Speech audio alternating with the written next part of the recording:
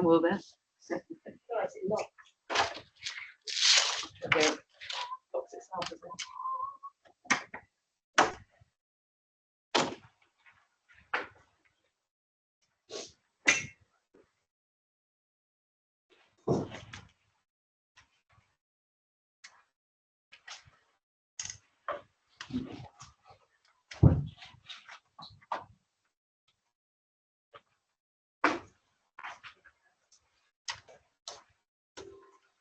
Alpha, John Williams doing today with the word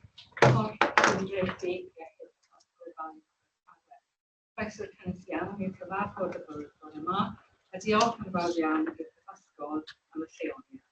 So, good morning, everyone. I'm John Williams. I chair the board, which is the governing body of the Swansea Bay University Health Board. A very warm welcome to today's board meeting, and a big thank you to Swansea University for today. As we know, the board is the governing body of what is strategic population health care with statutory duties of public health and health protection.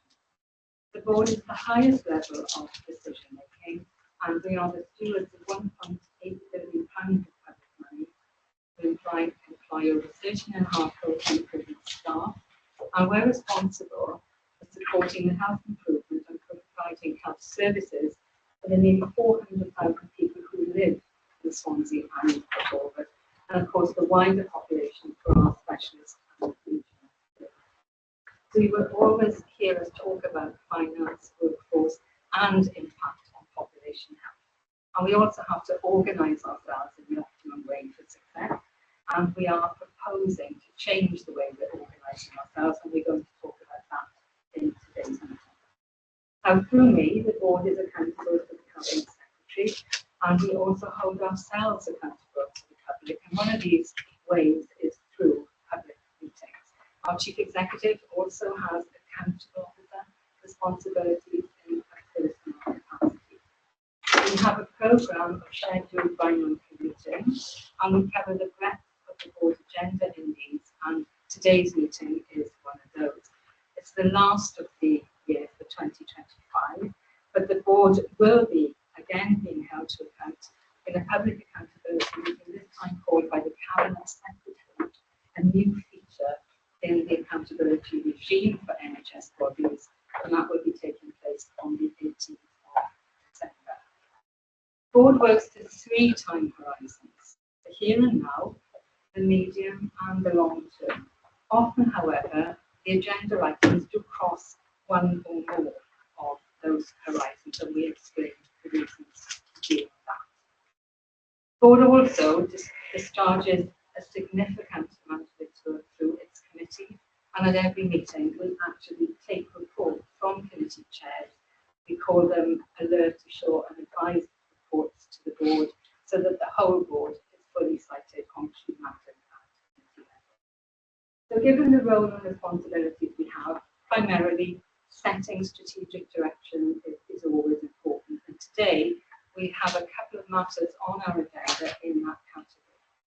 Firstly, the Mental Health Transformation Programme. And this programme is looking at both shaping the future and at securing improvements in the delivery of services now.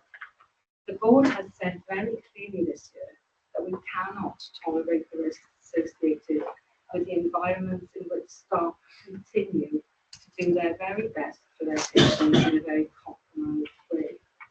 We are committed to ensuring parity for people who need mental health services with people who need physical health services. And today we are considering the options for securing improvement on an interim medium-term basis, whilst we also try and bring about a permanent solution.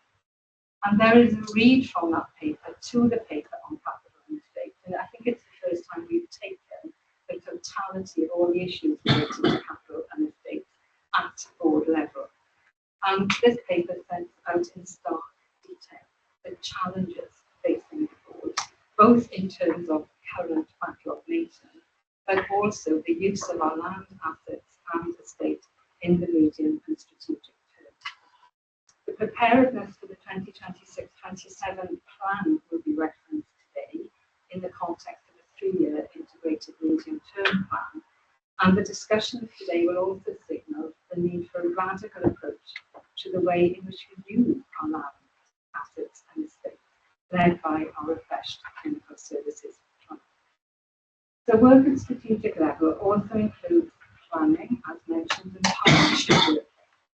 And the paper on the agenda today actually sets out the importance of this constructive partnership working we have, particularly at this point in the year when we move into winter with our third sector colleagues and our RPB partners. If I turn then to strategic risk appetite, for which the board is responsible, and the oversight of strategic risks of the organisation, again we have a specific paper on where we are, our ongoing work to continually refresh our whole approach to risk. And you'll hear us look and talk about the assessment of risk we are implementing. So we will also spend time on where we are with our improvement plan and the work we've done since we received the independent review report into maternity and neonatal services that we published in July. And as you recall, we held a special meeting on the 15th of July to affect the full. We've made significant progress as the perinatal committee report set out, and we are delighted that Denise Trafford, the chair of the oversight panel, will join us on screen later to talk us through the panel's work over the coming 12 months and to reflect on the very positive conference we held on the 19th of November. Also continuing with our programme of primary care services, we're taking a paper on optometry, and that's one of the ways, again, in which we look at access for our population to primary care services.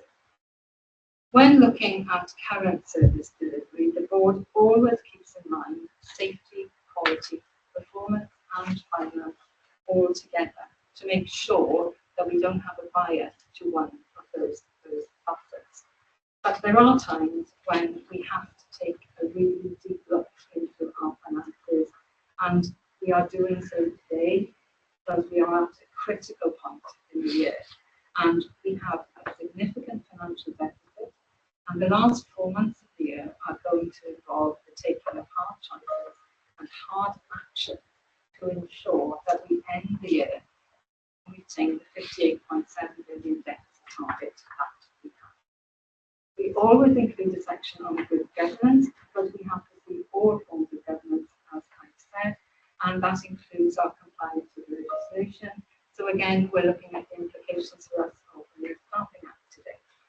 And then finally, we always remind ourselves it's our job with our staff to set the right tone and culture for the organisation. We want staff to come to work without fear of discrimination or disadvantage of any kind. We want them to thrive. We want them to be able to speak out safely, and particularly we want them to be able to speak to us. And that's why we are as open, honest and accountable as we can be about the key opportunities and the challenges facing us. So with that then, I will turn to the agenda. And if I can just check, then we have apologies from Chris Morell and Pat Price. And we will later on be having, as I said, Denise Trafford, our external reviewer. Sharon Miller will join us for optometry, as will Sam Page, who will be So again, can I just ask, are there any declarations of interest, please, outside those already on the register? Thank you. Before I turn to Abby to introduce the Chief Executive's report, just to say, and I'll come back to it at the end of the meeting, this is Professor Keith Roy's last meeting around the board table, as Keith is stepping down at the end of December. But Keith, I will come back to that at the end of the meeting. So Abby, may I turn to you now, please, to present your Chief Executive's report. Yeah, thank you very much, John. I will take it that people will have read the report, so I'm not planning to go through each of the sections. And many of the things I'm highlighting, you will see are extended upon in further items on the agenda. So, John, there were three things I wanted just to highlight in the meeting, if I may. The first is in relation to maternity and neonates. I know you touched on that, which is the learning event we had, but I just want to put on the record my thanks to everybody who made the learning event such a positive experience. It was a difficult topic. Some of the conversations were difficult. I was really grateful for the way in which our families were able to stand at the front of a big conference and to share their stories, very personal stories with us. I think it really set the tone for the conference, and it was an opportunity again for us to acknowledge where we have got it wrong and the impact that have had very significantly on some of our families. And we know that some of the families couldn't be there to present their perspective, so it was important we understood that. So I think that was doing the closing comments. When I stood in front and looked at the conference, not often you see the room still full at the end of the day, and I think that's just testament to the content that we've had today. So very grateful, and a really good opportunity for our staff also to talk about what they've done. Chair, the second point I wanted to mention, again we'll pick it up as part of the integrated performance report, but just to note the performance we've made in respect of the emergency and urgent care pathway. As we've said previously, we are not yet sustainable in terms of continued improvement, but you will be aware that there is now an expectation and a clear requirement for us to ensure that we transfer patients as many as possible within the 15-minute window, but the expectation is a maximum time that it takes to transfer a patient from an ambulance at 45 minutes. We are the health board that's made the most substantial improvement. We're consistently green now in the weekly reporting. And just to say that there is a correlation across into our financial position, because colleagues will be aware that one of the areas of focus for our financial plan is to reduce the beds and expenditure on bed capacity. So linked to that is the work that we're doing on the sprint and reset, which is happening. We'd already decided that we were going to do a reset week on the 8th of December to really focus on focused discharge and clearing out the clutter, which is always helpful because old equipment does seem to linger in spaces that you don't want to be in. And actually, Welsh Government has also set a national reset week, a fortnight actually. So the good thing is it coincides with our dates, so we don't have to shift our dates. But what we will see is executive directors out being present in the board rounds, understanding it, seeing it for themselves in terms of some of those challenges. Because I think we've got a number of examples where it is extraordinarily difficult to get patients discharged in a timely way. And we do need to escalate some of those conversations with the local authority. There are particular areas, and colleagues will be aware, situations where somebody hasn't got a home to go back to. They are staying a very long time, and we need support from our local authorities to help with housing solutions for some patients who are actually ending up living in our acute hospital beds. That's completely inappropriate. Deconditioning is a real threat for those individuals, and we do need to move them forward. And so that will be a really good opportunity that fortnight, and we'll talk in a little bit more detail when we come to the finance section around what we're doing to further accelerate that work and give assurance to the board, because we all have concerns about where we are in terms of our financial recovery plan. And just to say on that, we will be able to provide an update, and be really grateful for the challenge and opportunity to talk through in the Finance and Performance Committee early this week. We share the concerns that our independent members have in terms of where we are at this point in the year in terms of confidence in our plan. We are tightening up our mechanisms. We had a very challenging, but I think positive recovery and sustainability meeting this week, where we did see progress that we'll be able to report on as we go through that agenda. And then I could say three things, but sorry, Jan, I'm not formal. You touched upon the public accountability meeting, just to say that we are working hard to make sure that the pack of information that we provide to the Cabinet Secretary and the Welsh Government officials is as robust as it can be, whilst also keeping it brief, because we appreciate the need to focus on the really important issues, and then making sure that we're prepared in terms of the briefing for colleagues as we enter into that really important opportunity to be accountable to the Cabinet Secretary and to the public in terms of the work that we're progressing in this health report. Particularly questions, Jen. Thank you, Abby. And as ever, you'll take it. Any questions or comments or Tina? It's just a further update on the band 2 to 3 item, if I may. So since writing the report, there has been approval by Welsh Government for the national agreement. That's now in place with all health boards, and they will be assimilating staff in different dates between now and April or may go into the new financial year. So we're leading the way with regards to paying our staff on the 19th of December, and we're sharing our learning for this innovation for the health board to assist.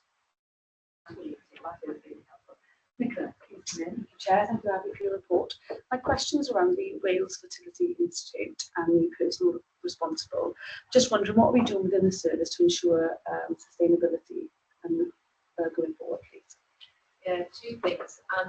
And we will provide a note out to board members because actually the information that we provided to the regulator has been positively received and has assured on some of the concerns that were being raised anonymously from the service.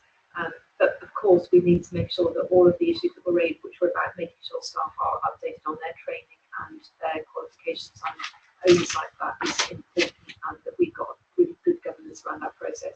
We have now appointed, what's the term, Deb? The responsible person, because we know that the individual is leaving that role. They have agreed to stay on for a short period of time. And I'm really grateful because in Chris's absence, Deb has stepped in to provide oversight and provide support to the service in relation to that.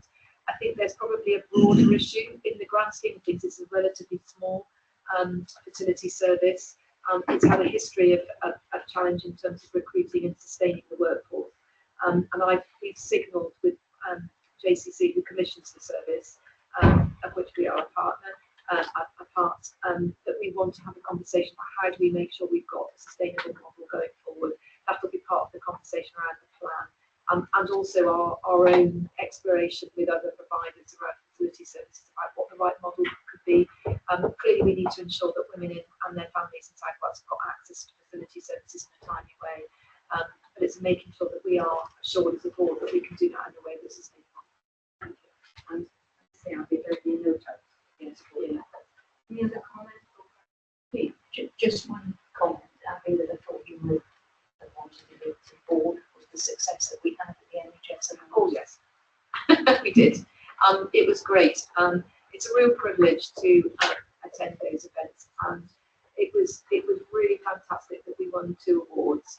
And the one was relating to culture, which is very fitting because it related to work we're doing in perinatal, and it's not just work that we're doing for our own population, it's work that we're leading on a national basis in terms of supporting very premature babies and the outcome of that. And it was lovely to sit on the table with one of the little ones who was the beneficiary of that service, who was fantastically well behaved, and that was really, it brought it home in terms of the whole purpose of the service. And the second winner, which again is really, if you're going to win any of them, I think it's in terms of what we're trying to do in this health board, was the partnership and this whole system. So it was fantastic to have 2 care home responsible officers there on the work that we're doing to prevent falls in care homes and domiciliary care. And they were really delighted, along with the team that came from the health board. So that was great, but the icing on the cake was that then the overarching winner is announced, and it was the perinatal initiative that won the overarching award, which is fantastic. So it happened the day before our conference, and it was a real recognition of the great work that the team are actually doing. I thank the board on behalf of the whole board due to Parliament. That was a great day. So we can tend to sort of consider and take assurance on how we support. And I know that Abby's always happy to take any emails outside the meeting if anybody wants to follow up on that. Now we are taking all papers as having been read. So Hazel, I'm up to you now for the risk report, but any sort of highlights you want to. No, just to say this is part of the reset around risk management that we've been taking forward with a view to constituted risk management group as well. The report has been received and considered by the audit committee as well. It just sets out the 3 levels of risk registers that operate in health board: strategic, corporate and operational. And we've developed a list on a page linked to our strategic objectives just to enable committee members to be clear and navigate through some quite detailed documents as a part of the risk framework. Julia, would you like to give us an update on audit? Discuss the register at length in the audit committee, and we recognise that there's still more work to do, but really welcome the structured framework, the introduction of the 3 tiers: strategic, corporate and operational. The committee thought that it provides clarity and ensures risks to manage at the right level. We also welcome the alignment of the strategic objectives, but there were areas where we wanted to strengthen and further assurance. For example, we felt that there is a need to validation and respect for mitigations and controls in areas like finance and workforce.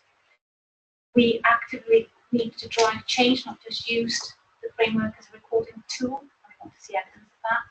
The need for that outcome-based assurance and the risk tolerance and appetite being actively applied consistently across the organisation. And we agreed to next steps. So in terms of next steps, those included looking at the assurance being triangulated across committees to ensure that we're not siloed looking at the risks. And we also looked at strengthening the assurance gaps and measuring the effectiveness of risk reset in the next 6 months. So there's a lot of ongoing work and some positives to report. Thank you, Maria. And in terms of assurance cost, Tina will be facilitating a workshop for committee chairs and execs in the second half of December, and we are looking currently to include in that strategic risks per committee and cross-committee assurance. So this is very timely update from audit. Thank you. So comments or questions, please. I've got Jean, then and Louise. Just a comment, I found these the reset really transparent in terms of our risk management. I think there's still some work to do on the consistency of scoring, which I understand is underway. But for me, as a committee chair, it gives me visibility, as Nuri has just mentioned, of ensuring that what we do at committee, we can reference back to both corporate and strategic. So I welcome the change. Thank you very much. Henri. Thanks. I was going to say much the same thing, that it is much easier to read and the paperwork behind it is helpful. But I'm assuming that the scoring is not written in stone at the moment, because there were 1 or 2, particularly the workforce ones, where I have some concerns given the current position that we're in. So I welcome understanding when those will be reviewed and perhaps separated.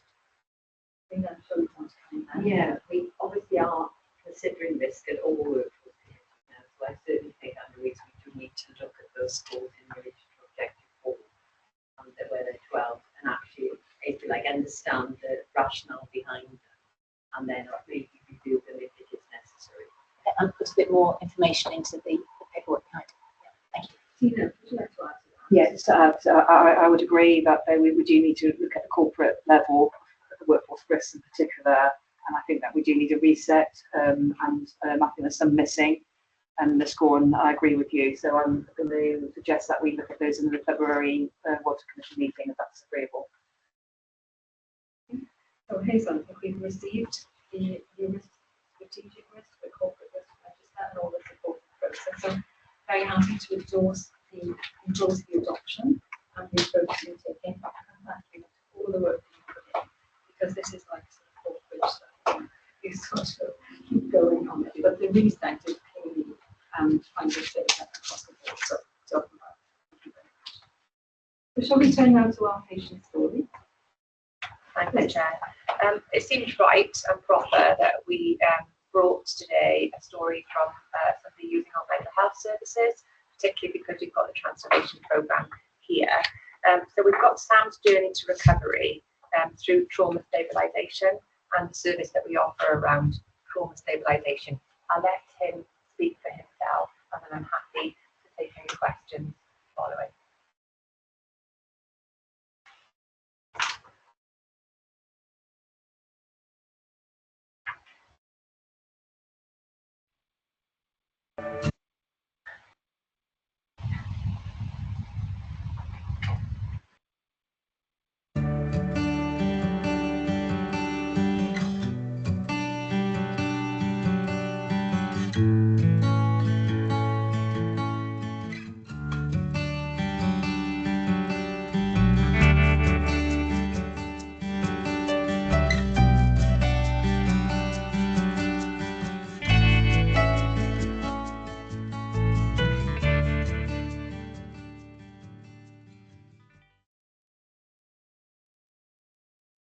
Hi, my name's Sam.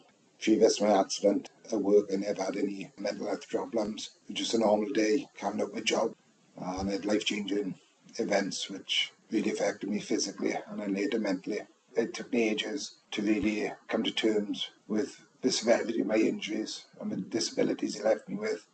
The hardest to overcome was the mental health issues. I slowly started spiraling over time. It didn't happen immediately, but as my body was recovering, my mind couldn't process what had happened to me and the effects it left me with. I could see myself distancing from who I was and not enjoying the things I used to take great pleasure in enjoying, pushing my family, who meant the world to me, further and further away. It was like I was on a path of self-destruct. I really felt as if I should have died in the accident and not had a second opportunity in life, and it took me a long time to accept and come to terms that I had a second chance not to blow it. The things I'd done to my family were unforgivable.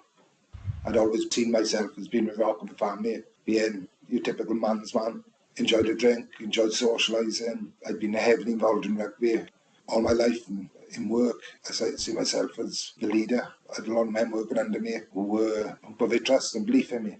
And for all that to change so quickly was monumental. What I became was something I wasn't proud of, something I didn't want to be. I found myself sleeping on a friend's sofa with nowhere to go and nowhere to turn to. I really needed to take action, ring my GP and ask for help.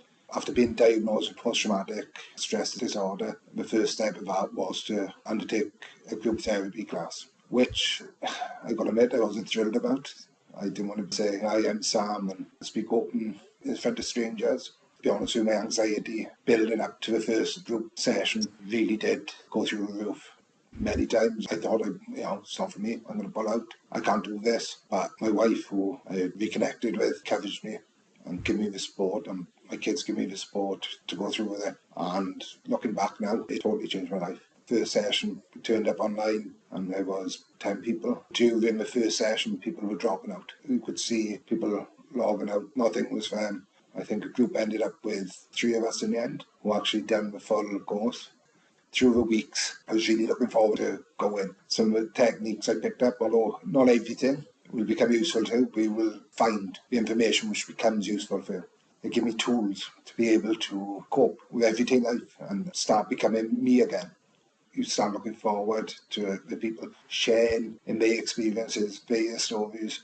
You can contribute as much as you want. You're not forced, you're not pressured. The 2 ladies who were leading the course were absolutely phenomenal. Very empathetic, very understanding, allowed you to work at your own pace, discussing what went on, what you found useful, what you didn't find useful. We all took different things from it. It's not one cap which fits everyone. Having them tools was a massive part of my journey. I started accepting and trying to make the best version of myself again in new circumstances with new disabilities to face. I'd just like to thank everyone for listening to my story. It wasn't easy to convey, and I hope this encourages some just to take that first step and engage, because it's changed my life and it's put me back on the right track in enjoying life again. When I thought there was no hope, there's always hope.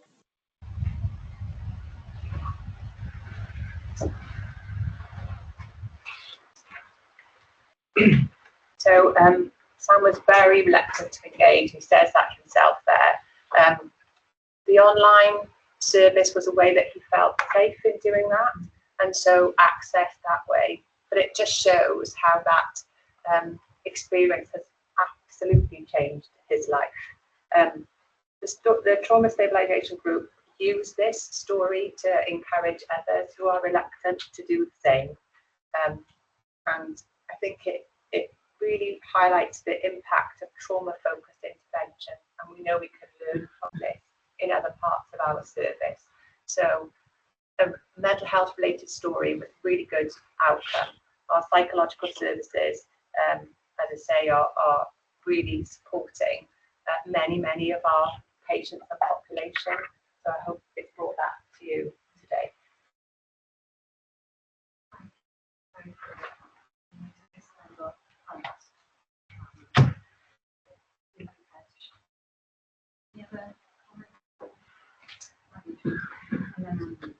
Thank you.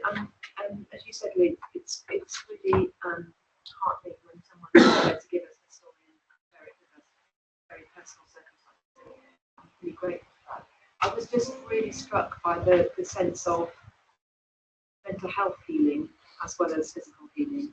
And I was just struck that that was such a theme in the workshop, in the conference on maternity and neonatal. And it can be many years afterwards where people realise they haven't healed fully, and from the physical healing may have completed, but not the emotional and mental health healing. So that was a really good example of just how that is so important to understand. So thank you. So we move into, again, staying with talk, we move into the mental health transformation program. This is a strategic issue which the board has been working for the whole year of 2025 after we identified the need for urgent action towards the end of 2024. So Debbie, know this is a very complex case, but we are going to take it on board as a way. So if you could just bear that in mind, to give plenty of time for discussion. Thank you, Chair. Mel Walker has been here to answer any of the complicated questions at the moment, and I'll have the detailed part. I'll talk us through the paper, as I said, taking the huge amount of detail is in the paper as read predominantly. So the report takes us through the mental health transformation programme, the associated work streams that have developed as part of that work programme, and specifically the estates work stream. The paper seeks both consideration and decision on an interim solution for inpatient mental health services and the extended long-term solution. Just to give it, there's quite a few asks to the board, so I will just talk us through those. Discuss the contents of the paper, consider the progress of the transformation programme, consider the options associated with the estate proposals, consider the options appraisal and associated risks and benefits, consider the costs associated with the options, approve the preferred option, approve the commencement of the business case process for an interim solution, and with the commencement of formal discussions with Welsh Government on the capital requirements, approve the commencement of formal engagement in the new year, and approve the commencement of the business case for the long-term solution. So just by way of context, Chair, board will be aware that back in February last year, we engaged Mel on the mental health transformation programme. We've had a number of updates during the last financial and calendar year. As a result of that, we developed a formal workstream progress in July. That work has now developed an options appraisal for interim and long-term solutions for our estates problem, which is the real crux of how we're delivering our mental health services across the health board. Within the paper, we do have updates on the other work streams, but I'm not going to go into detail in my briefing, just take any questions on any of that. So the paper also details where our service provision is delivered from, just for context. So we have adult mental health beds in Neath Talbot and Kevin Coyne Hospital. We have 54 of those. Older person mental health beds in Tonner and Kevin Coyne Hospital, and there are 78 beds in total there. We have a perinatal unit, which is 6 beds in Tonner, and we have a PICU, which is psychiatric intensive care unit, 4 beds, which were commissioned through Princess of Wales Hospital. So the short-term improvement planning is underway, with roof works being undertaken in Tonner and remedial works in Neath Talbot and Towie Clinic. We are experiencing some delays in that, but we have assurance that if we get them on track, they will deliver by the end of May, which was the plan for us in that space, and we're going through some commissioning options in that, and we can pick up any queries on that one. Looking at the estates problem, Chair, focused on those in particular, there are 7 options detailed in the paper, and there's a detailed narrative on each of those options. One of those, which is the do nothing option, is not applicable. We're very clear that we have to do something in this space. Option 2 has been discounted totally in that, and the other 5 have been considered.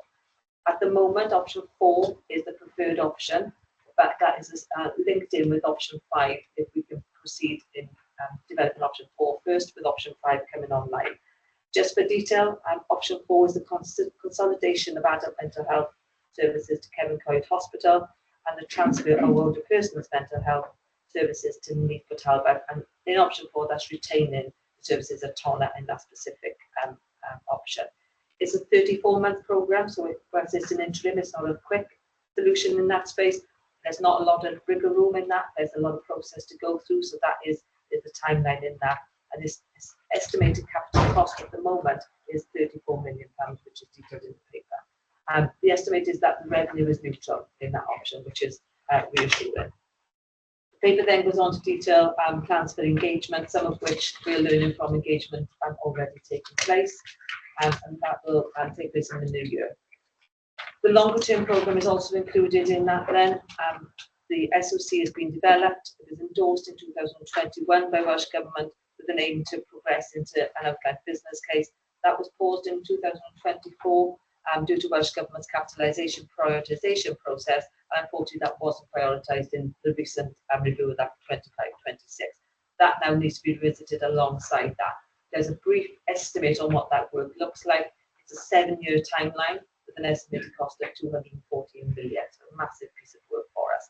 But we've got to work on the basis that we've got to develop that along to the interim cannot be the permanent solution. I think we're all clear on that.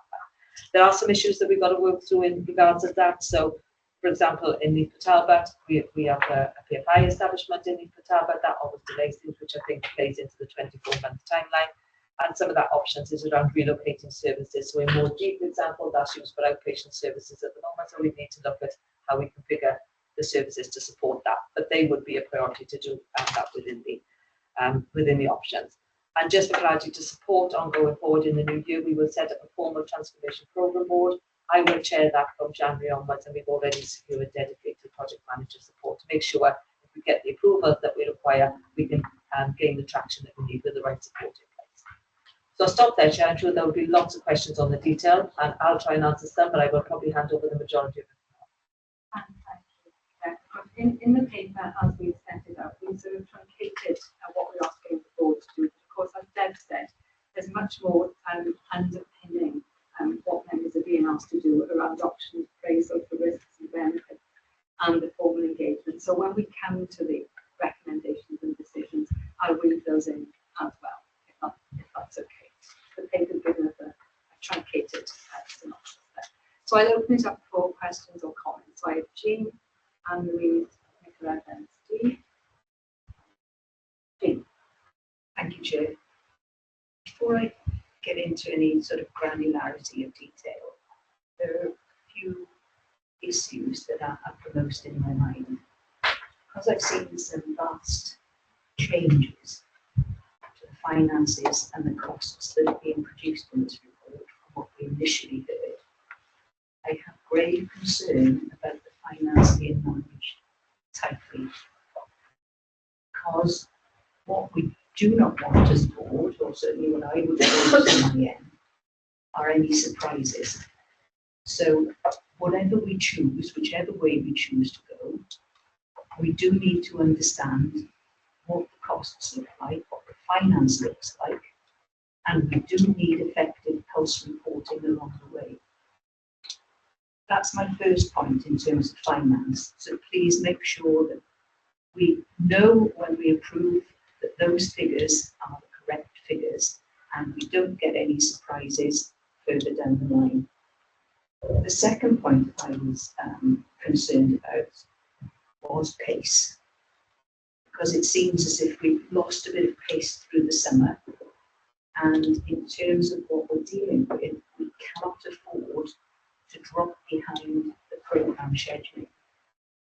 That's my second point, and my third point is around a granular detail of ligature. I thought I had read that we had undertaken ligature investigation and that we were left with one or two issues that we had to resolve. This report tends to contradict that. So can we be sure that where we've got urgent work, the urgent work is undertaken and we are kept properly informed and not waiting months to find out that we've slipped again in terms of programme delivery? And if I may indulge one more, and then I'll pass back to Chair. One of the things I wanted to understand better was how we're involving community services and other agencies. I know we've touched on it in the partnership, in the regional partnership boards, but the actions and proposals, considering the drive we have to streamline and integrate primary and secondary care, Is this to be linked with the update we have from Partnership and Planning, i.e. the West Glam Regional Partnership Board? Because in appendices 2 and 3, I wasn't quite sure how that would plan it. I'm going to try and see these comments coming through and ask everyone who has indicated they want to speak firstly. Does anyone else want to ask questions around announcing?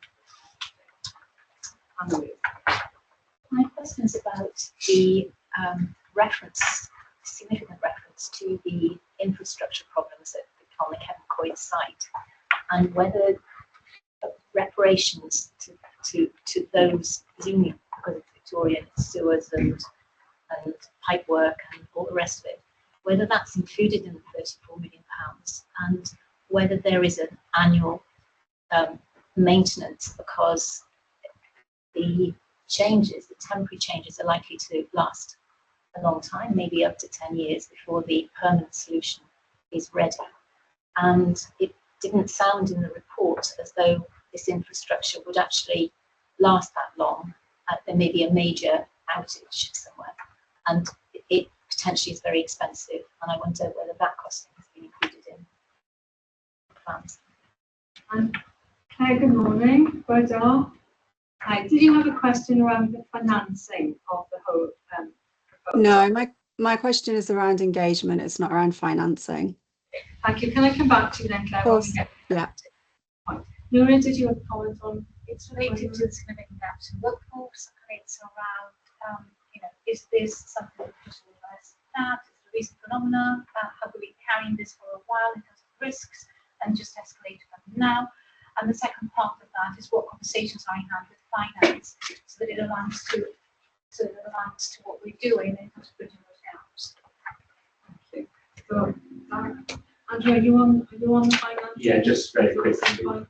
Yeah, just on the availability of capital, I think, and the timing of capital, because we know from experience that sometimes that can take a long time. And it would obviously be good. So, Darren, if I turn to you first, and I'm sure Tina will add on resourcing of workforce matters. So, it's the whole point about financing, the costing, its reliability, its accuracy, and then given data infrastructure we can quite ask for. And this links to business continuity planning as well. Are there additional costs associated with, say, a catastrophic failure in infrastructure that would add to all this? And then how are we going to resource the workforce model? Which I then asked Tina to add to. So Darren, over to you. Thank you, Chair. There's a lot in there, so I'll try and make it up. And I think Jean's points about the robustness of cases going forward, should be a little bit of a journey with all the options and the malleability of some of those options. I know we've seen some costs change quite substantially as we work through that. As we get into preferred option territory, so the depth of detail in the business case process, we'll draw all of that out. We commission cost advisors, we'll have all the professional aspects of it. So as we get into the staging of the business case process, to be determined with lots of potential, that'll bring all the granularity to the capital side of that together. On the revenue side, that is then determined by the design of the solution. So we know probably the bed stock stays the same in the options that we've got, and that means that we can be diligent around making sure the current resource envelope is not exceeded, and when possible, better than that for local challenges. Infrastructure is a really good question. There's two elements I want to draw out. One is the infrastructure of the current site in the Victorian building where Towie is very good at risk. Check on business continuity challenge right today. And I know there are business continuity plans in place which for a small failure would see some movement within the chemical sector for more significant or longer duration failure. We look to other sites and make purpose scores there. So there is a business continuity plan in place for potential failure. We've increased the state's presence to make sure that they presence and resilience. We're looking to make sure we maintain infrastructure where possible. In terms of the longer term solution, there is a real challenge for the infrastructure to the site. We wanted to develop that site further. So the options that we're considering now are very much around integration of what we've got coming out of Towie Connect, but adding more to the chemical site because the road infrastructure, can be quite challenging. So, I think those are the main ones. is my business continuity, is it costed? That's what Anne Louise wanted to know in terms of the resource that we're going to have to find. And is that costly? In the preferred options, there is no need to maintain the infrastructure in the domain where the board is currently located on the infrastructure around the board's site. Anyway,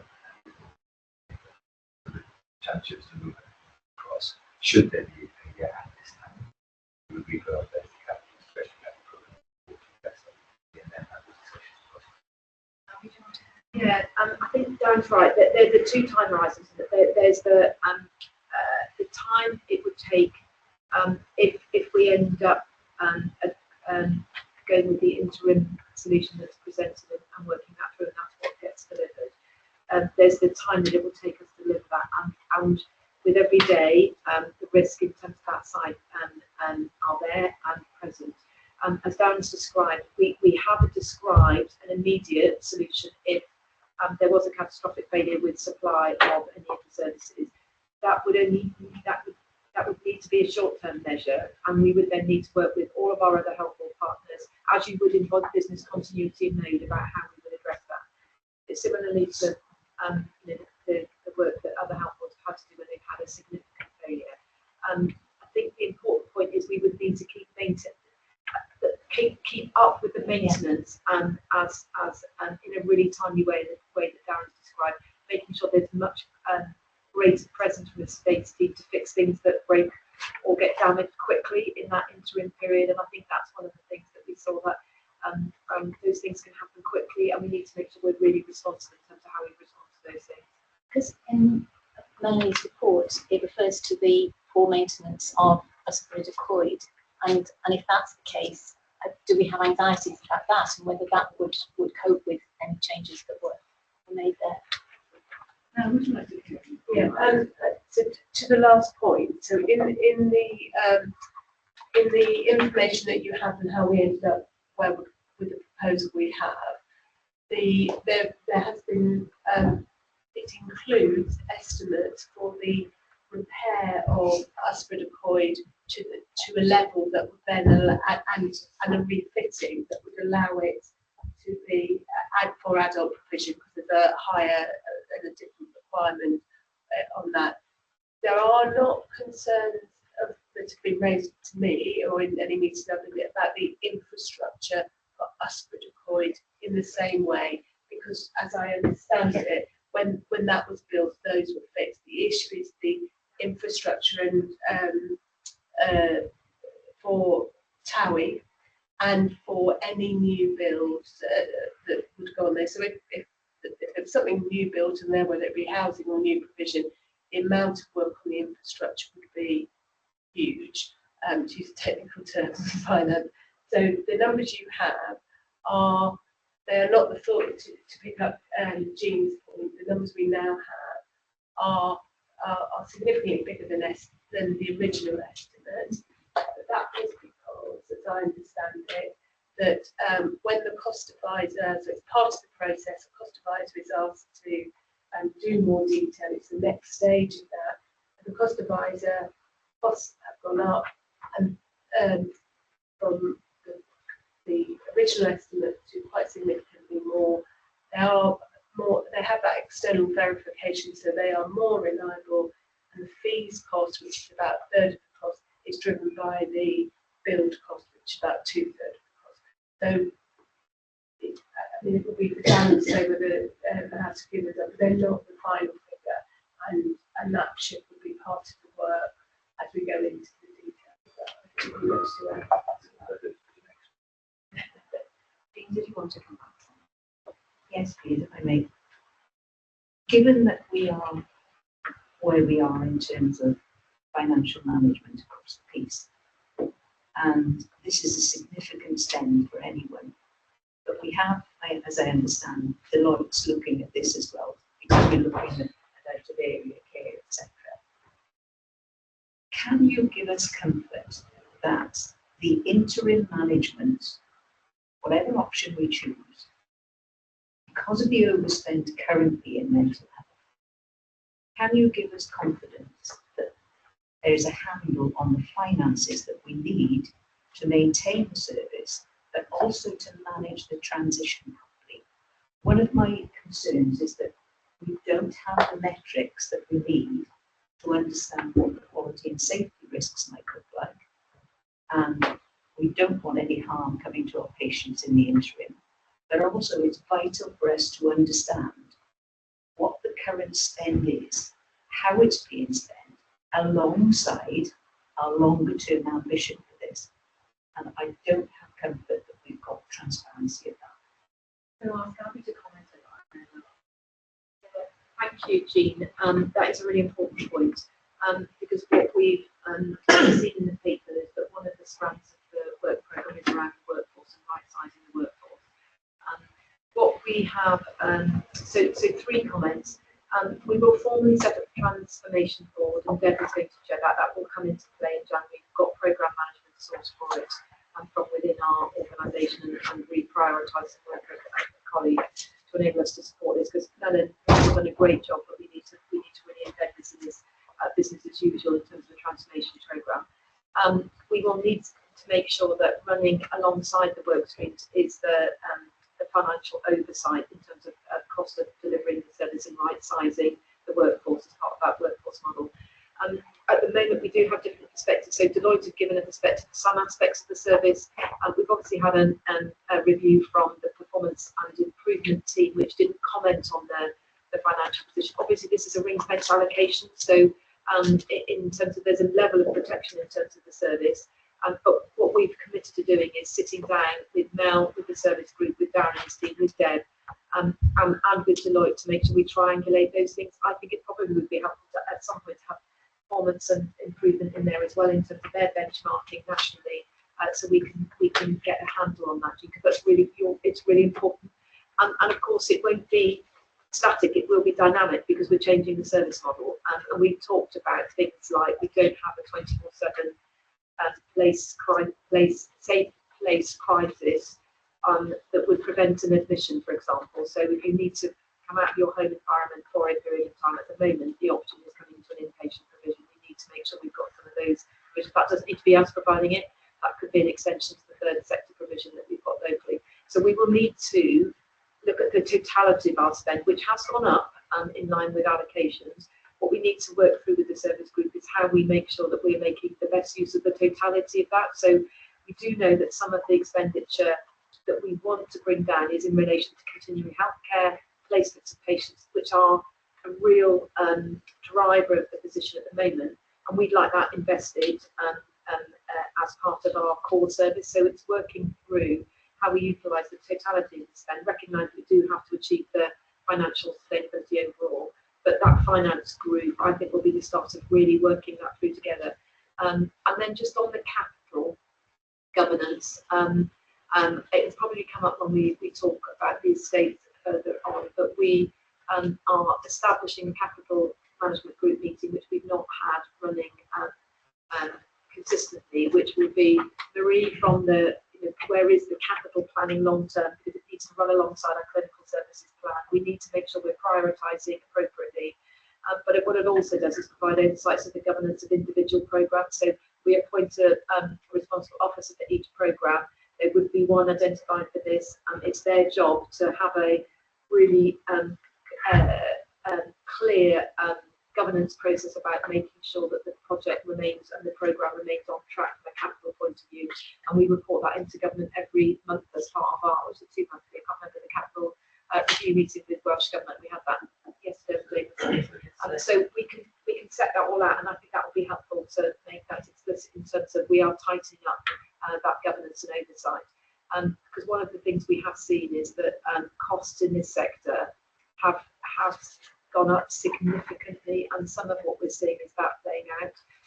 It's an area of massive inflation, which is causing significant problem in terms of government-wide budgets for things like capital infrastructure. But our own internal governance, we will strengthen in the arrangement that Marie and Darren putting in place. Thank you.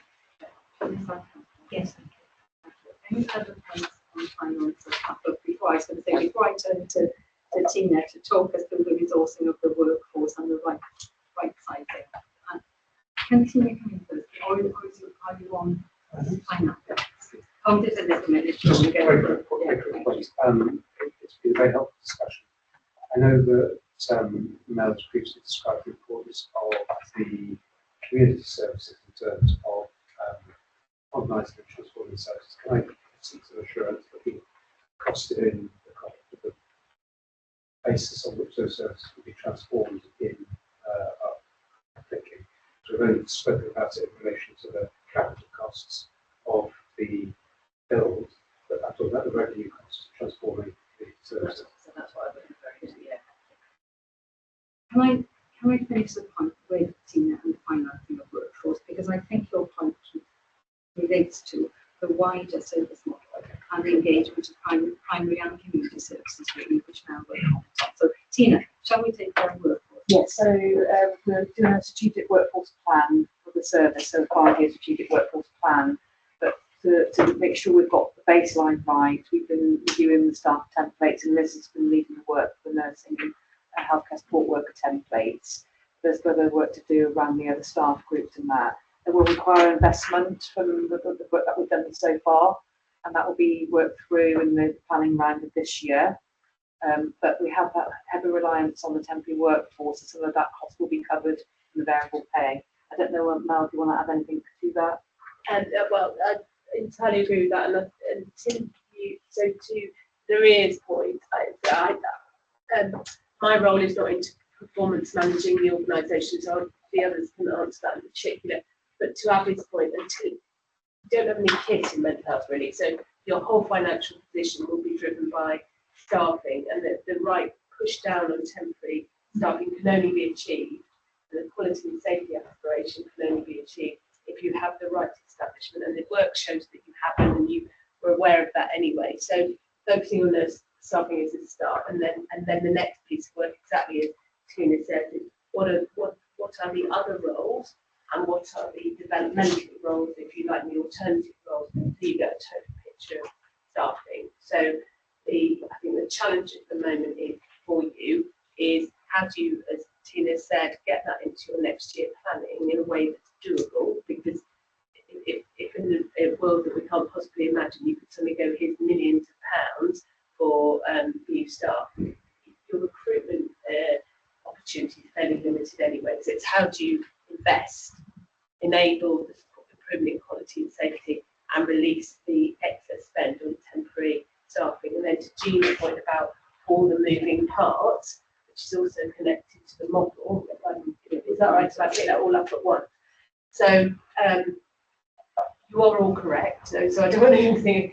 So in terms of the very specific proposal about the estate, the rationale in part for grouping the wards in the way that's proposed, acute and older people, is so that some of the current risk around staffing can be ameliorated, because you've got isolated services and cover across wards if there's a need for whatever reason is not easy to do, and that is one of the drivers in your temporary spend. The other driver on your temporary spend is in your wards and actually on your sites is your lack of seniority, particularly at night and out of hours at weekends, but also at other times.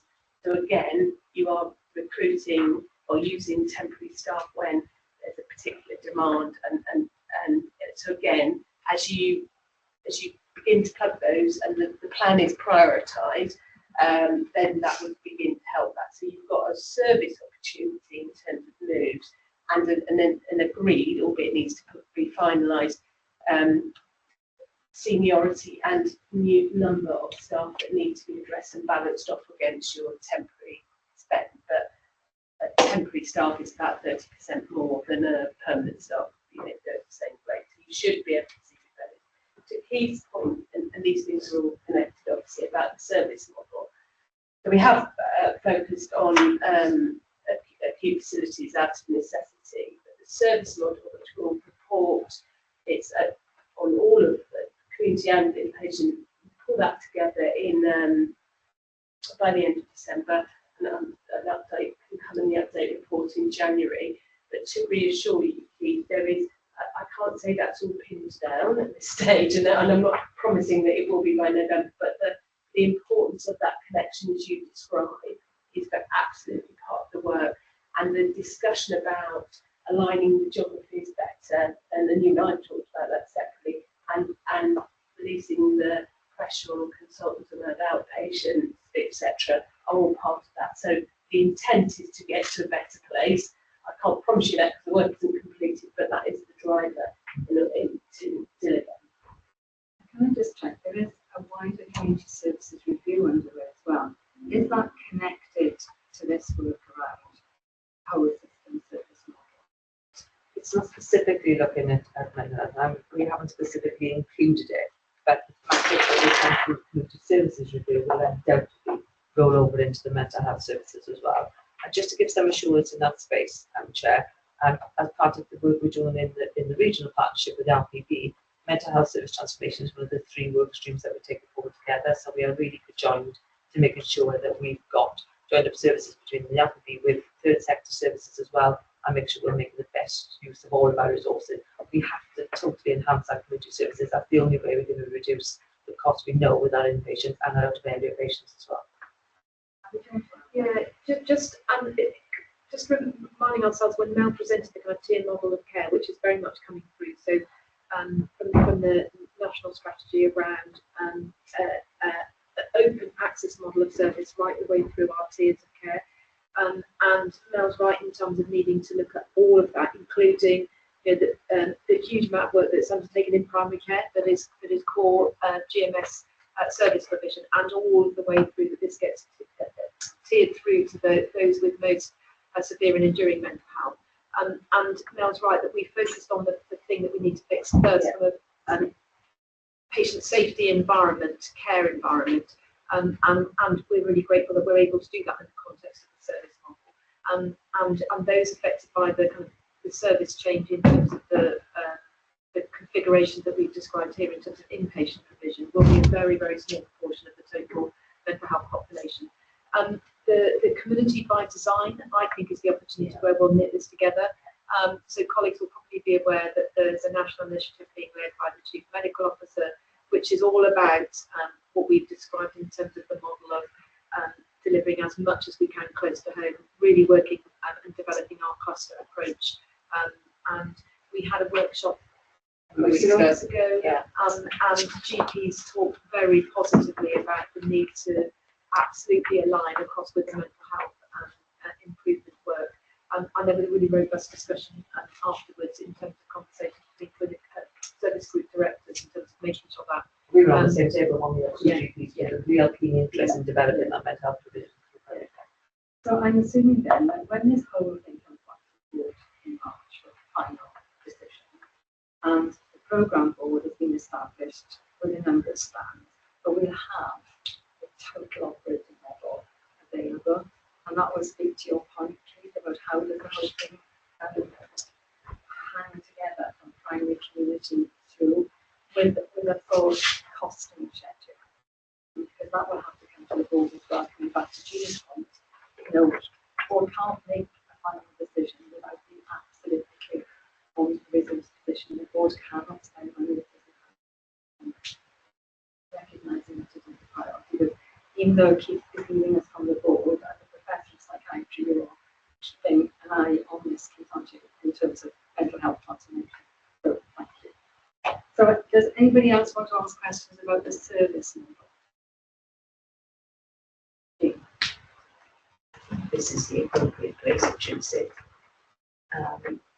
We've been made aware that you have letters to both the chair and the chief exec in terms of that service model from various consultants in the inpatient general, adult psychiatry and older persons mental health. How are we managing that? Because it's vital that we take our staff with us along this journey. So if we have voices of dissent, how are we planning to manage?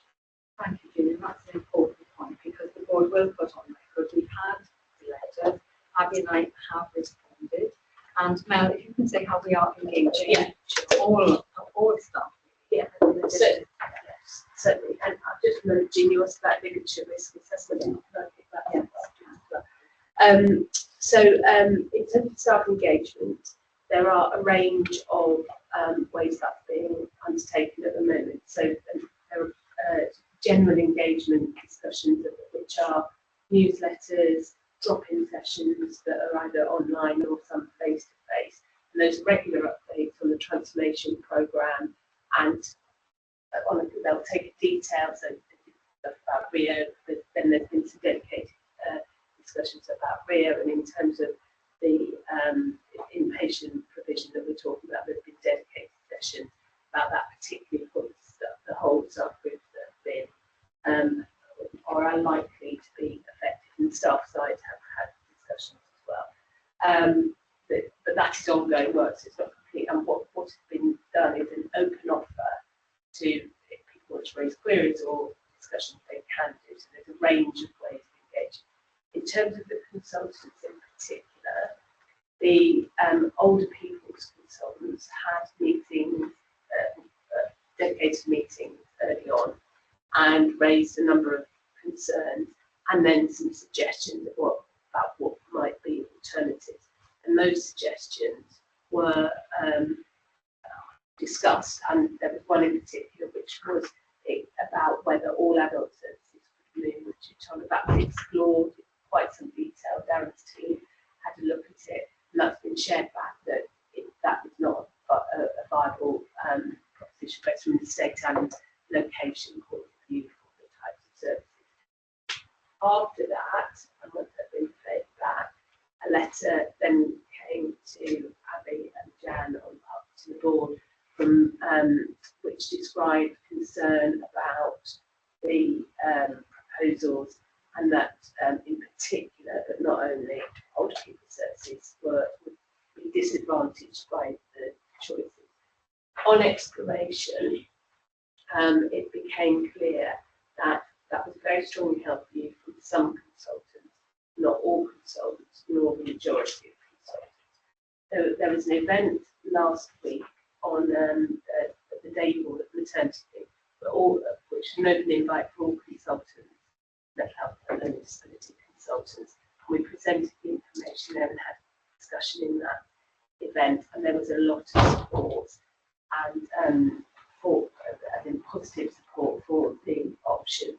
So those, what we have offered, so those were other discussions with the adult consultants, and but also separately with the adult inpatient consultants, clearly them most directly affected. So what we have now offered on the back of the letter is an open invite to engage anyway, and support from Jan and Abby, people to raise things. The more consultation we have, the better, and we get stronger views.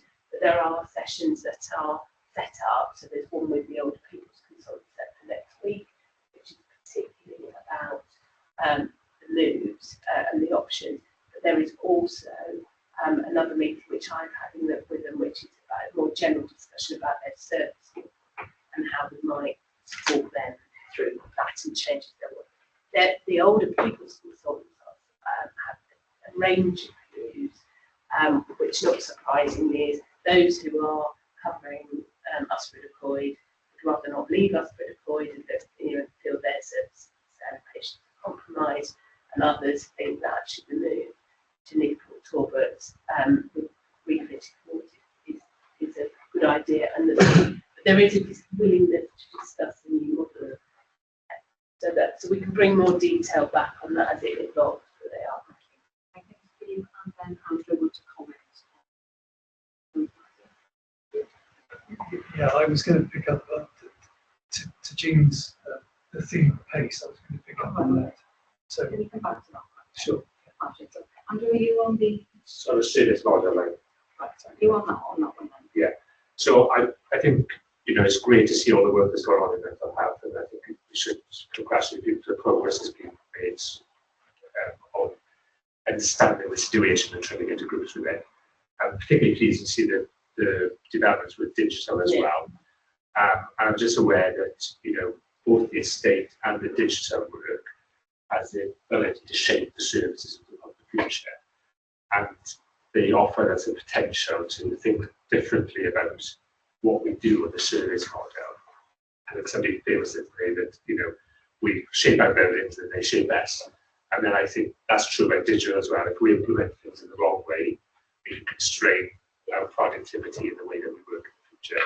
It's really just a plea that in the business cases we do develop it, that we are taking full advantages of the freedoms that digital can give and the estate can give in delivering services that actually can be far more productive and actually lower our revenue costs in how we deliver services. So it's just really reassuring. Louise, you want to comment as well? It's not on the digital, although actually Andrew's just said that our environment shapes us. I'm concerned about the safety of our patients in mother and baby patients in Tonna, and I just wondered whether there's any more data on whether what has happened on incidents. I mean, are there DATIX reports that we could look at and see what that is, and whether there's anything that we could strengthen the safety in the interim? Because it sounded more concerning than I had thought. So to be clear, my comments were a general statement about the risk that is held in any mother and baby unit. So it is the risk, one of the risks that with eating disorders, one of the riskiest inpatient services that there are. In terms of your service, it's a well-run service with a strong clinical leadership team. Doesn't mean incidents don't happen, but those are the ones I have reviewed and I'm working through them. I'm not concerned, and I'll caveat that it's work in progress, particularly about the level of risk and the number of incidents. But incidents do happen given the nature of it. But that is work in progress, and we're going to funnel that through into the quality and safety that I was saying earlier. The issue is a very particular issue for your mother and baby inpatient unit. It is a temporary building, and that was always the plan. It's to Abby's point about the need for discussion with JCC of what is the permanent future for this facility, and so therefore it is in a compromised building. So the space for observation of women with the families with their children, the observation of family interaction is very limited. So that's more about, is it the best care that we want to provide? And the absence of open spaces and places for families to stay. So because we know that the impact of family relationships pre-birth and at birth are the fundamental factor on the outcomes for children when they become adults, and that, it goes to the trauma discussion that Liz was raising earlier. So to be clear, it is a high-risk service, and that's why it needs reviewing and needs to real consideration needs to be about its placement in physical placement in the future, and it needs to be with other mental health services and with paediatrics and obstetrics. At the moment, having had a look, I'm not sitting there thinking there is a problem in the service delivery. I think you've got a good service there that is constrained by its estate, and if that is not resolved, it limits them. And then there's a point that Abby was making about the dad she met, the travel times and the location of it, just in a human basis, frankly. So to be So it does feed into what Andrew says about the environment shapes us. Yeah, it's not ideal. Yeah. Okay, do you want to comment specifically on the mother and baby? If I may. Yeah, no, I agree with Mel's comments. It's a very good unit. I know we have looked at in relation to other facilities, the difficulty of maintaining the staff, especially staff workforce, making units safe for the right coverage. So are we assured that that's an issue in the So the last time I looked at the numbers, the recruitment to your base is to your number, your establishment is fine. Your establishment is low, and you will know, Keith, which I suspect is part of why I asked you a question about the position of the consultant psychiatrist for that service. That's not sufficient, but there is a recruitment process going on at the moment with a candidate who I believe need to go. I need to be in a public meeting, but I think you might have a resolution coming for the particularly for the medical. Do you want to come in terms of the metrics? Yeah. For health services that the board will be. Yeah. I'll make two comments, but if I can just complete the conversation about Tonna. So colleagues will be aware in terms of the options that we have in front of us today in consideration of 4 and 5 in terms of the difference between those. Colleagues will be aware option 4 is the option that would leave Tonna and the mother and baby, the perinatal service, and the older people's ward in situ in Tonna. We know that makes us feel very uncomfortable, and the recommendation that I think we probably need to add into our formal recommendation to the board is we've acknowledged that the work on older people is about the model, and we know that probably because of our patient pathway and what we've got provided in the community, it's probably heavy on beds in terms of length of stay for an assessment service. So we do need to work with our clinicians in the way that Mel described, that the clinicians are really up for that, and there's good medical leadership in that conversation about wanting to move that forward. So making an assumption that we wouldn't see the future of those beds continuing there as we consolidate and improve our services subject to the engagement that we'll need to go through. That would leave the mother and baby unit as the only unit there. At the moment, there's not cross cover because they're clearly different services, but there is the resilience you get that there are other staff overnight in the service. If we were to leave the mother and baby unit where it is, I would be recommending we have JCC are part of the conversation about how we would need to strengthen the staffing to reflect that, and to look at whether there are other alternative options so that we could recognise that the permanent solution will be part of our long-term permanent solution, but that we test every other opportunity that there is in the short term, and that we shore it up with the staffing model that is appropriate in light of that.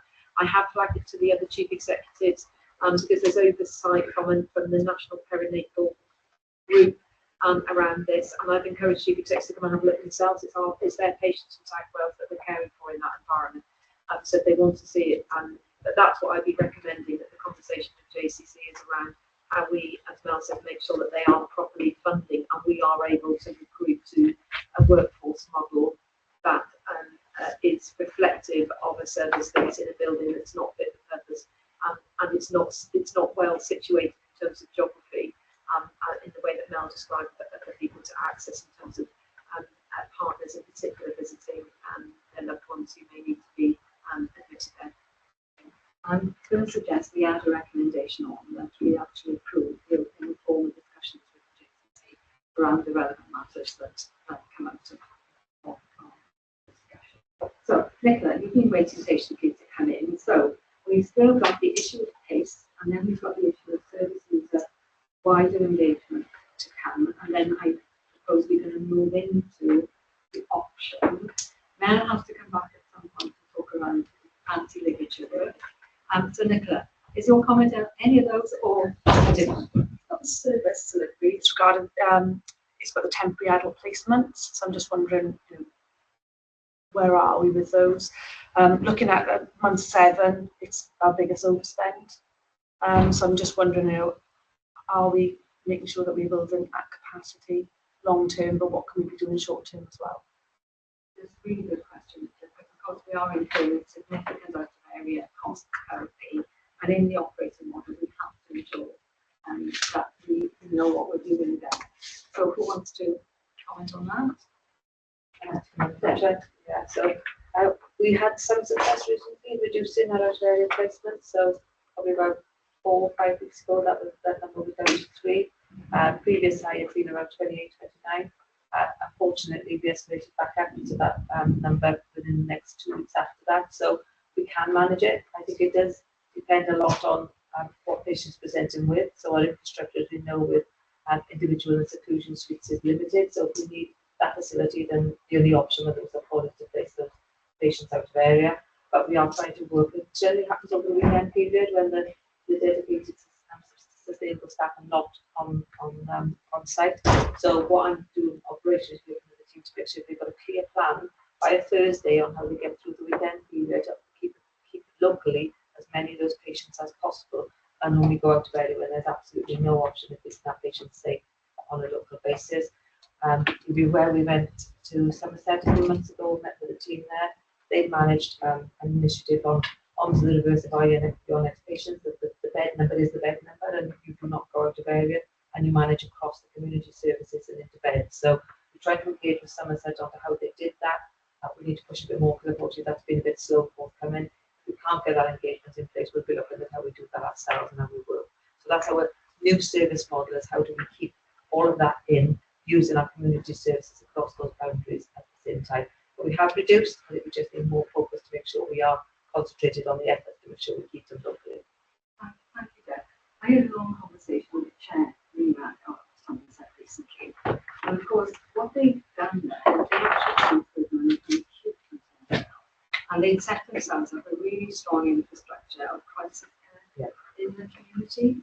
And you know, very much greater use of outpatients, CMHTs, etc. Now, we don't have that infrastructure and we are not going to be in a position to actually shift, I think. And really, as Abby said earlier, we've got a ring fence division, and we're going to be going some to keep that, to be honest, give them that space in it. So, take your point, Deb, about Somerset, but I think they've been at this a lot longer and there's a lot more money to do than we have. So, now, I don't know if you want to answer. Yeah, in terms of the question about what's the service, because to get to a sustainable position, it's part about the service model changes. So just to, sorry, I can't remember the, sorry, Nicola, I think it's you. So the bed assumption in terms of bed numbers will include, when we get to the specific of that means that Swansea Bay can, unless there are exceptional circumstances, which are driven by patient necessity, that they can manage their own bed numbers in the way that Somerset now do. Somerset, to be clear, it took them a number of years to get to that position, and as Jan said, additional investment. But their model is very, very similar. And if I give you a wash my own dirty linen, perhaps rather than other people's. So when we started our equivalent programme in Devon, though the population is roughly twice the size, the geography is very, very much bigger. We had one ward more than you have now, and we had 90 out of area placements. When I left, we had 5 wards locally, so 2 more than you have now, and no out of area placements. But we had achieved that, like Somerset, with investment in the things Abby and Jan were describing and Deb was talking about. So that is where you can get. I think what I've asked, and I haven't had a chance to tell you this, that my apologies for dropping it. So I've had a conversation with some of the guys in the service group and given them some of the metrics that we use to see if they can map where you are. One of your big problems in all of the issues that you've talked about, and it goes to Jean's point about metrics, is your metrics on, we've talked about this before, are not strong enough in order to be confident in your decision making and your flow, and therefore what's informing your decision. You've got to caveat it hugely. Jan, would you allow me to pick up the point about it? And then Claire, we will come to service user engagement, and then we'll pick up tape, and then we'll go to the option. Yeah. So ligature risk assessment. So you're right that there was a response to my recommendation. You have, and that work was done. It was completed and sent over the summer, and there is a schedule for each all mental health, acute mental health inpatient wards. So the wards of MPT, Tonner, and Asperger and Kevin Coy. And what the report showed in high level summary was there are some practice issues which the service group took immediately and have sort of plugged those into their improvement programme, and that's work that they're doing now. And that work is tied in with the All Wales programme on safe wards, programme, and so they have a programme around that. That's cultural change, training, all of the things you'd expect. In terms of these state issues, some of those are being dealt with through the short-term programme. Some of them are not solvable. That's part of the justification for the options we offer. But to your point about where did that information come in and how is it reported, it isn't a discussion that we're having at the moment. So as I had understood it, from health and safety lead, it had gone into the quality and safety process. Yeah, and what I have received this week shows me a different perspective on that. So we've been very open about that and said, hang on a minute, something's gone wrong here. So we will pull that through, and I will have a conversation with you about where we get that. I've had a brief discussion with Jan and Abby about some concerns I have about that, and that then ties into the discussions about governance, which we have, which we were talking about around the states anywhere, and that work then is how does that connect to the programme board. But to reassure you in terms of what's being done, the safety, the practice and cultural issues are being picked up in the service group, and the work that can be done on the estates is in the estate programme, and that's part of the discussion they're having in the meeting this morning I've had throughout. So that's threaded through that work, and then some of the issues are not resolvable, so that's part of the justification for the business case. We need to just check that through, and then I've asked that we put that through with a clear, this is the plan and this is the response through the quality and safety committees. So, sorry, Jane, I was going to speak to you about that when we moved it. That is part of the title. Yes, yeah. So Claire, I know it's perhaps difficult to hear the conversation. Are you able to hear us clearly? I am. I have some drilling in the background. I don't know if you can hear me. Well, Claire, shall we turn to the whole question of engagement with service users and our wider stakeholders then? Would you like to start us off on that? Yeah, I just wanted to ask the question, and I did ask this question a few months ago when we were discussing this in a previous meeting. It was, how has patient voice been considered in the options ahead of the decision being made today, particularly because of the vulnerability of those impacted? And then just a further question around bottoming out what those wider engagement plans are going to be, considering the pace that the project's trying to work at. Thank you. Thank you. Richard, would you like to come in there? Yes, and whether Mel can, sorry, excuse me a sec, come in on the back of what I say. First of all, thanks to Claire, because Claire accompanied myself and Larissa on a tour of Leith Talbot Hospital, Tonner, and the Cefn Coed site a few months back, and I think that was very helpful because that set everything clearly in the context of that we're looking at short-term changes here in order to buy us the time for the longer-term solutions. I think everybody was cognizant of that. In terms of engagement, there's a long track record of engagement that dates back to 2013. So there's been 5 previous extensive engagement processes that have been undertaken. And the most recent one of those was in 2022. The themes that came out of those engagements are detailed in the paper. There's a consistency there, and there's a longevity, I think, as well around the themes that came out of it. Page 17 of the board report says about the board is asked to approve that a full formal engagement process commences in the new year. So clearly in terms of the future, we're clear about the need to engage there, and it will pick up the patient, families and public element of that. It will also be intensive, and we will boost our capacity to deliver that engagement process as well. At the end of that, we need to conscientiously consider the outcome of that engagement process, and Claire will pick up with you in finer detail the plans around the engagement outside this, but I think the commitment to engage and properly get feedback from the patients, the families and public is absolutely there. I think for the public, there's an optics issue here in that they were not part of the discussion around the options. And it's just something to be considering because patient voice hasn't been part of that decision ahead of the decision being made today. So it's just something to note. Thank you. Yeah, I think just... Sorry, shall Mel come in to say just what work has been done? If I update on what has has been done specifically for patients. So as Richard said, there's been the collating of previous work because there was a lot of engagement. So the principle about leaving the tower unit is one that the board's already approved, and a lot of engagement has gone on in that. So we pulled the messages of that out. So that's one chunk.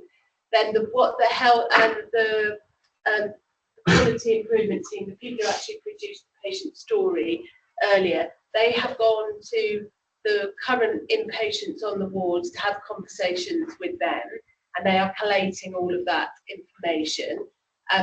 You'll know, Claire, and what you said, that people are quite hesitant to say, when they're in care, sometimes to say, actually, I'm worried about this, or it could be better. But they've done some really skillful work with them and pulled out that people think the environment is really awful, but they're grateful for care, and they know there isn't much money, and it's quite humbling, isn't it, when you have those conversations about people's expectation.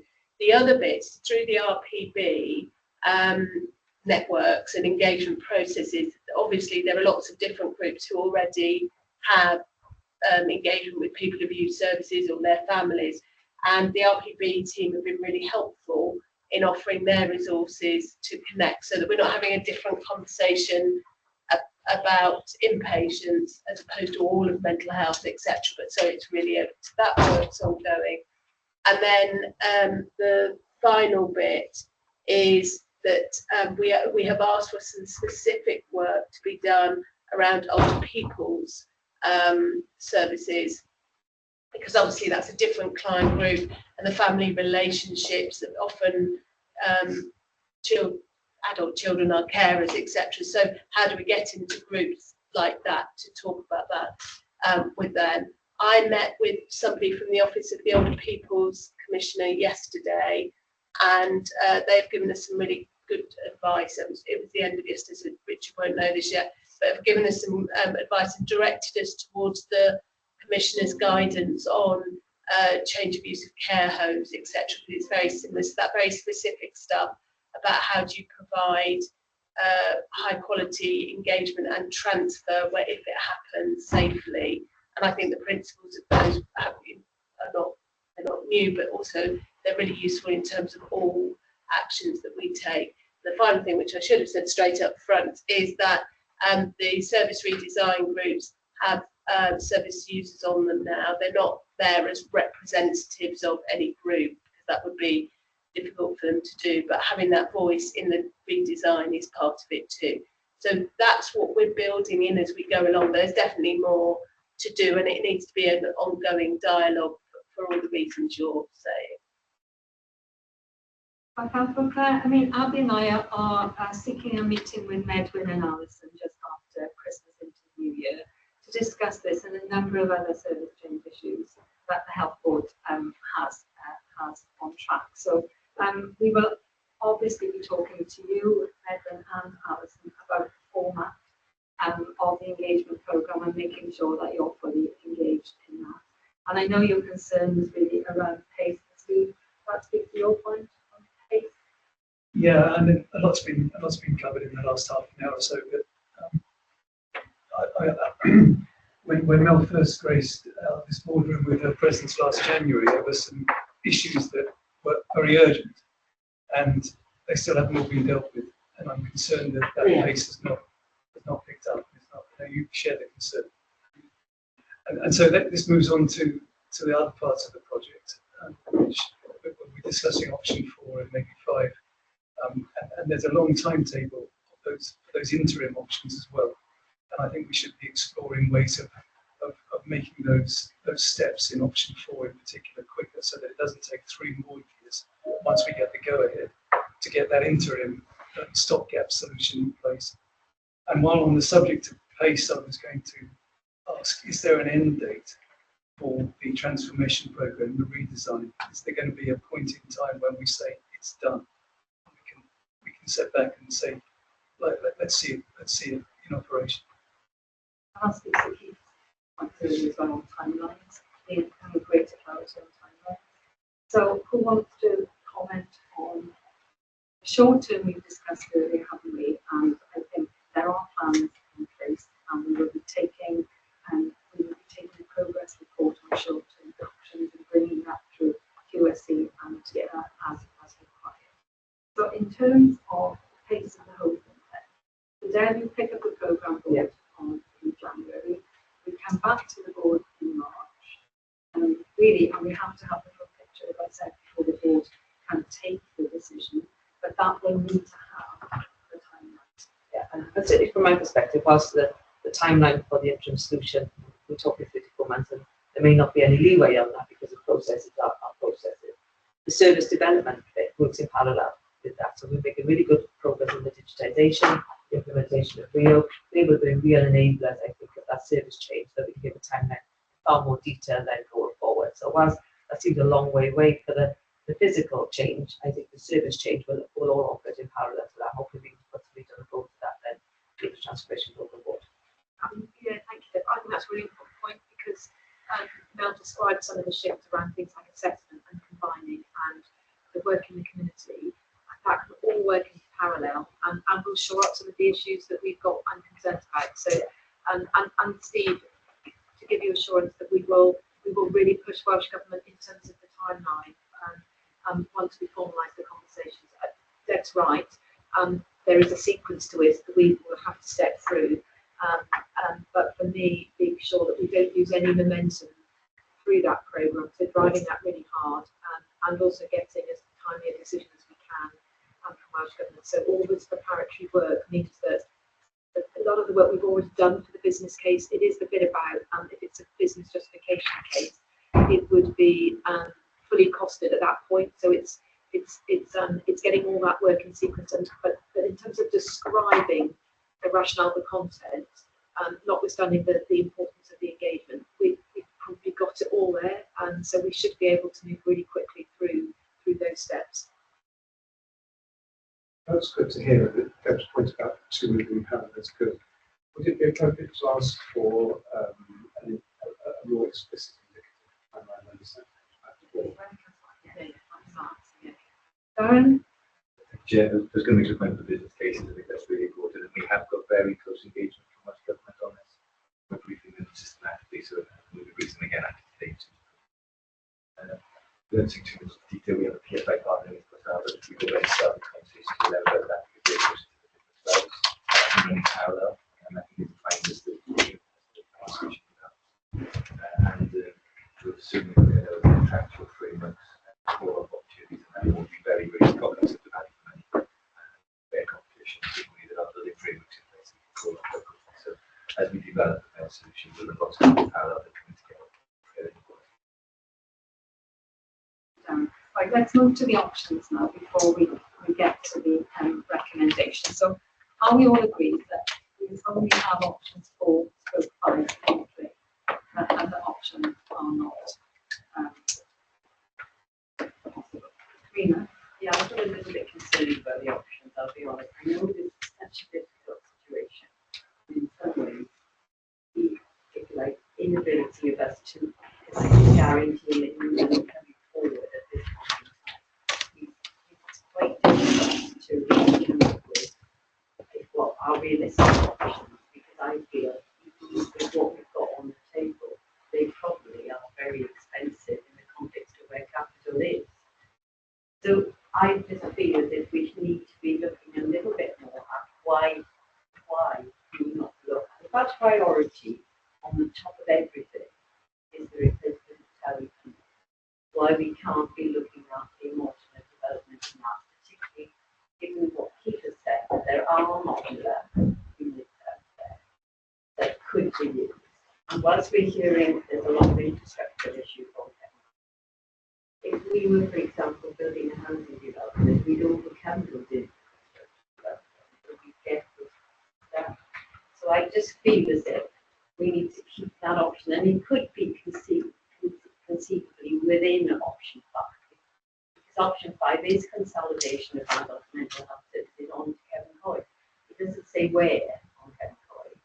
So in a sense, but I just feel I'd like more assurance on that aspect before we sign off on an option. So I think perhaps probably Darren and Mel probably want to come in, but I think it comes back to the point that's been substantial issue of the things we don't see on the surface about that site and our ability to put anything else on that site, because it would require substantial works, and the option is around moving into existing buildings rather than anything new. But Mel and Dan probably want to comment on that, because it has been considered. So you're right, really. I mean, there are no easy options, and I do want to assure you that a very significant amount of work has been done that meant that we ended up with these choices on the table. The point about the could we rebuild Towie has a number of points that set against that. So first of all, and perhaps most fundamentally, if you just rebuild Towie, you don't resolve the issues down in Ward F, the Section 103 suite and the seclusion suite.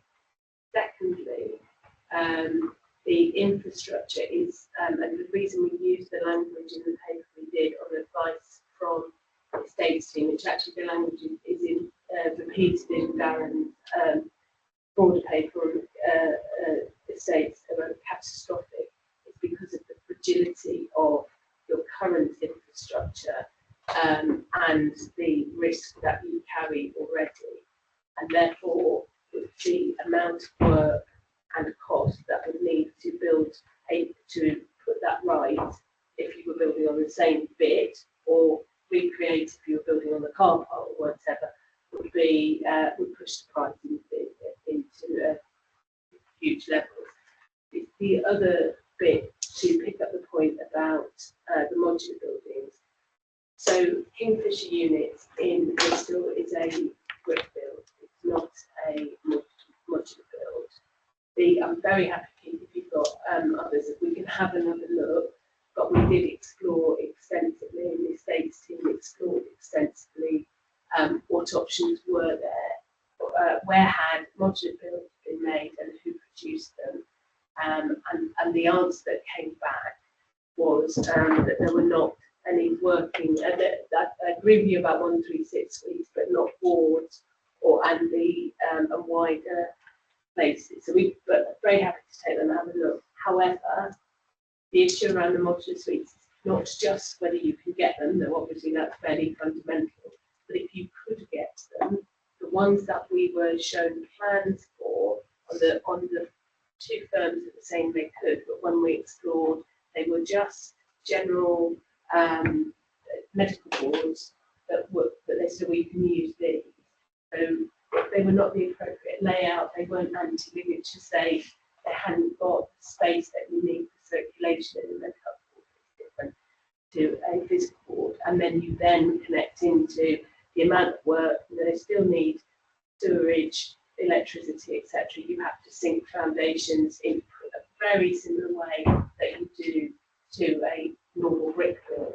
So that was the reason we ended up where we did. I say, I mean, please want to let me know. I'm very happy to take that challenge. We'll go and have another look.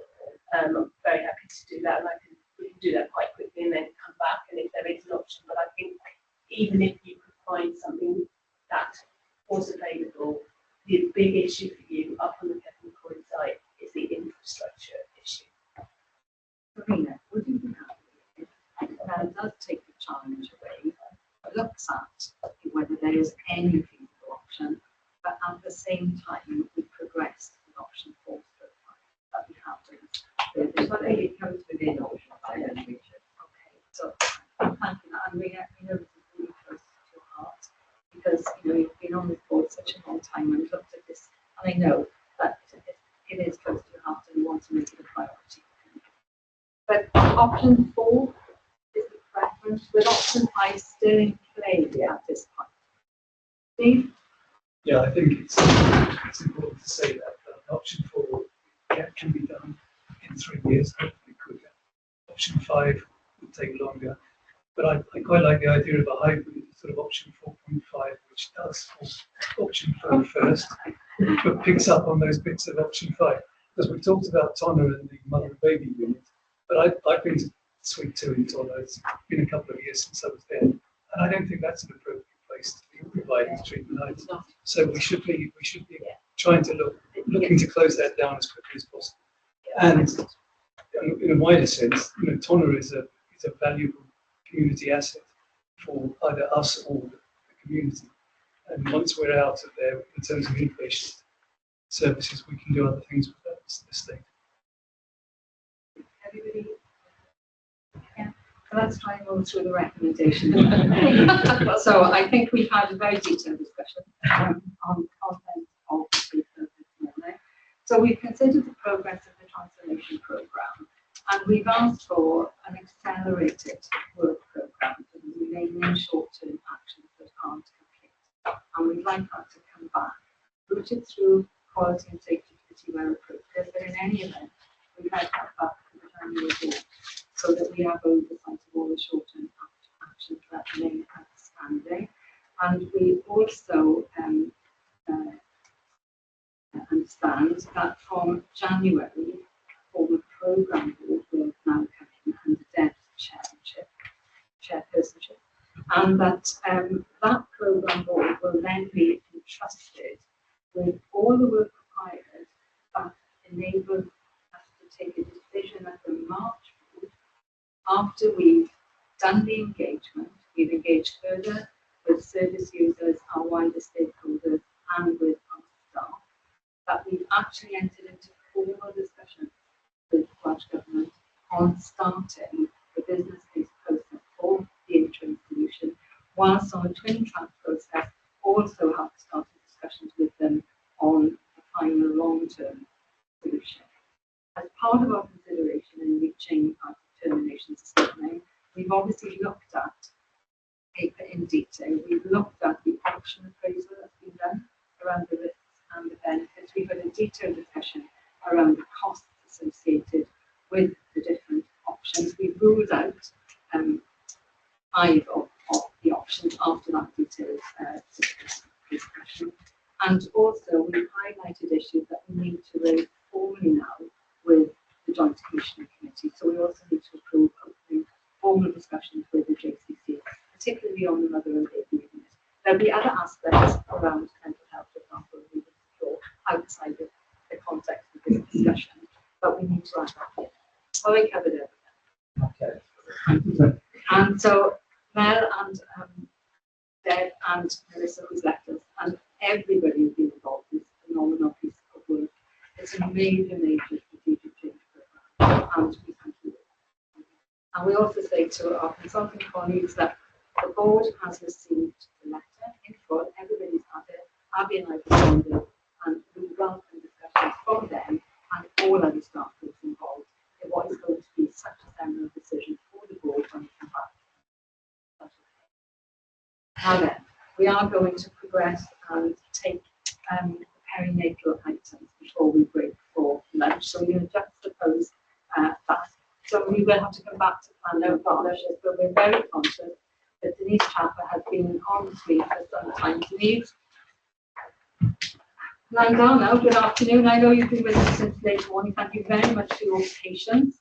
So we are going to move to 4.1, perinatal services. So Liz, I'm going to turn to you first on the perinatal report, and then we're going to conclude Denise after. Thank you, Chair. I really want to set this report in context. As a board, we should be seeing on a regular basis the key indicators that tell us how our maternity and neonatal service are doing. From June this year, we set up a perinatal committee, and we held one just this week, and Anne-Louise was able to come to that as independent member, where we've been developing how we look at the key quality standards, the key outcomes, and how we are performing against all of those. We do it with every other service. We have not until now done that routinely with perinatal services. And I want to set that context because the next paper which Denise brings, and I touch on it briefly at the end of this paper, is our perinatal improvement programme. So we've just been hearing how we're going to set up a mental health programme board.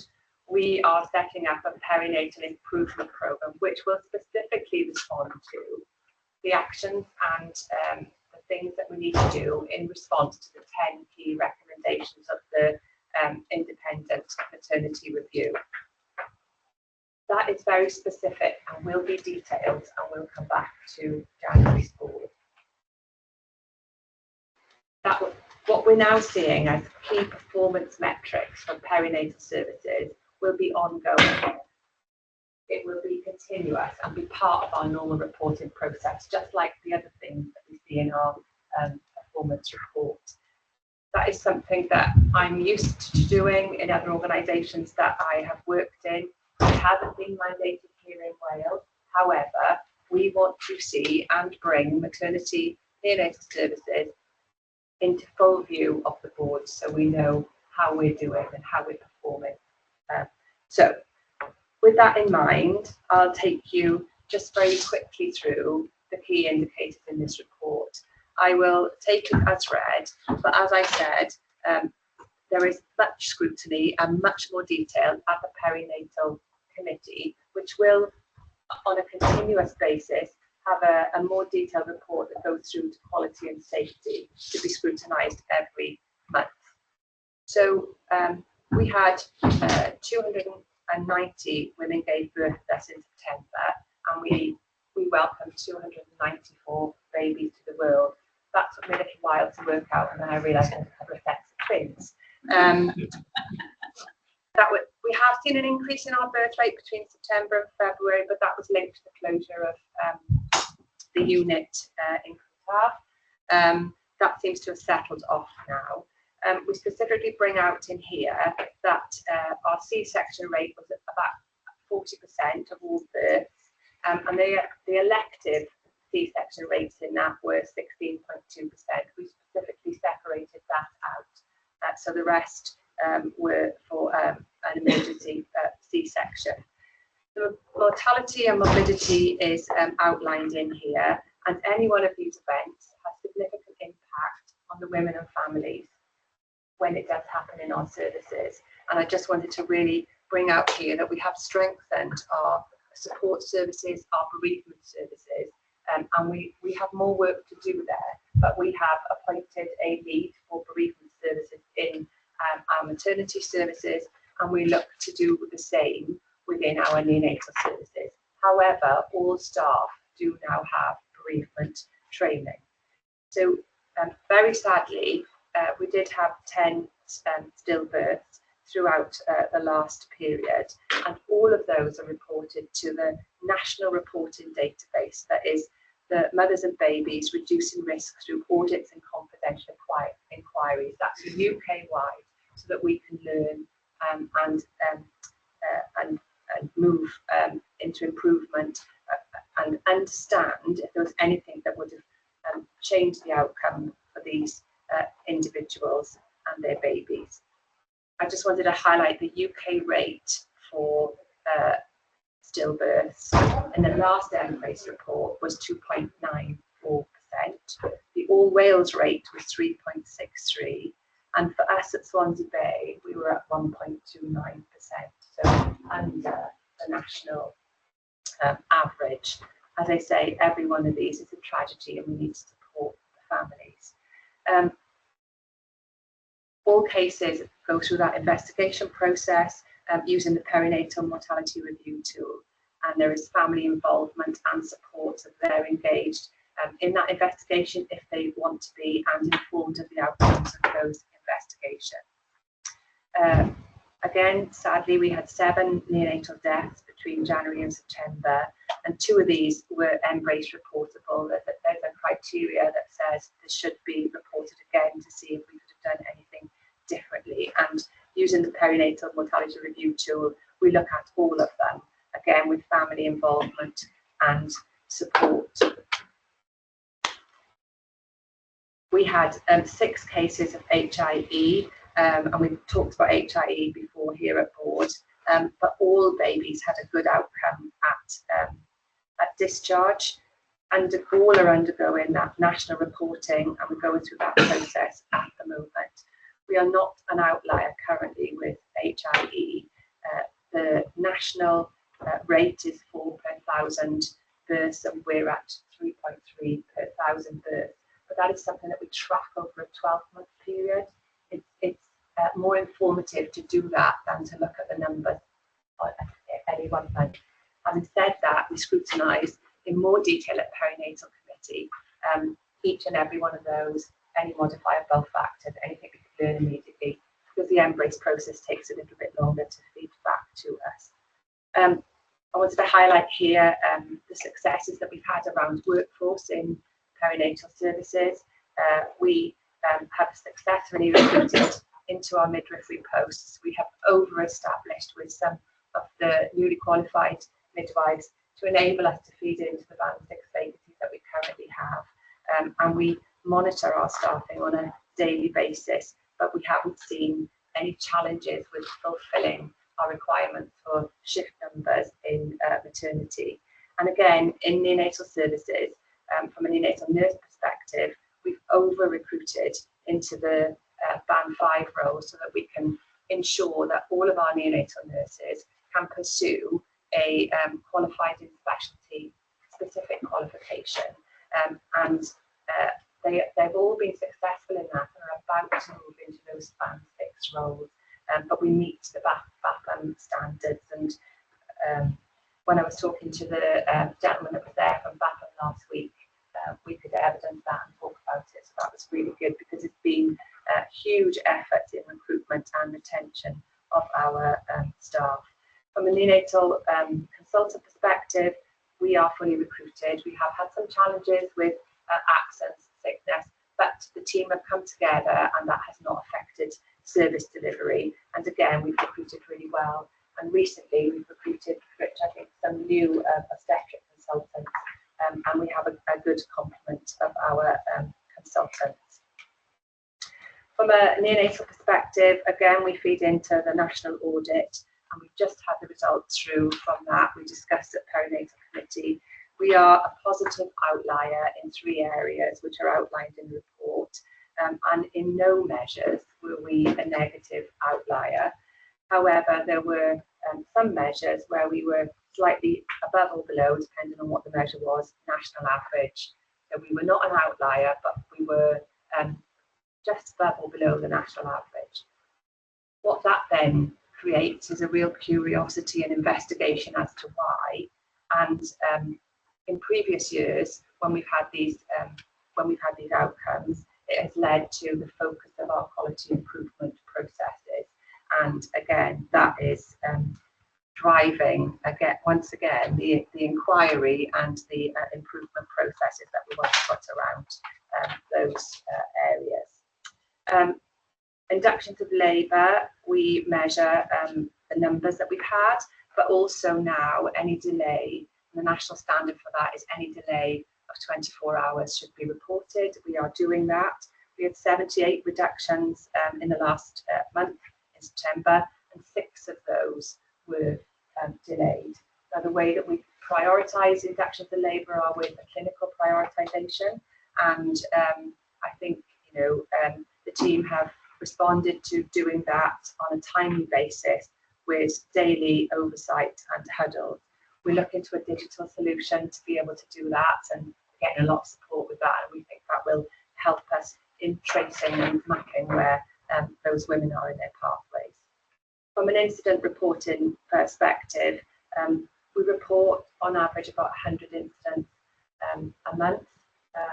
We report incidents that are more serious and always low or no harm. What's important is we've got a good reporting culture so that we can look at them.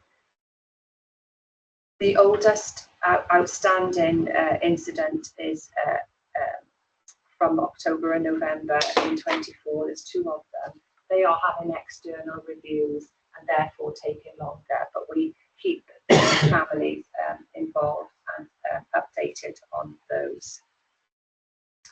So those were the key measures that I wanted to pull out of the report specifically.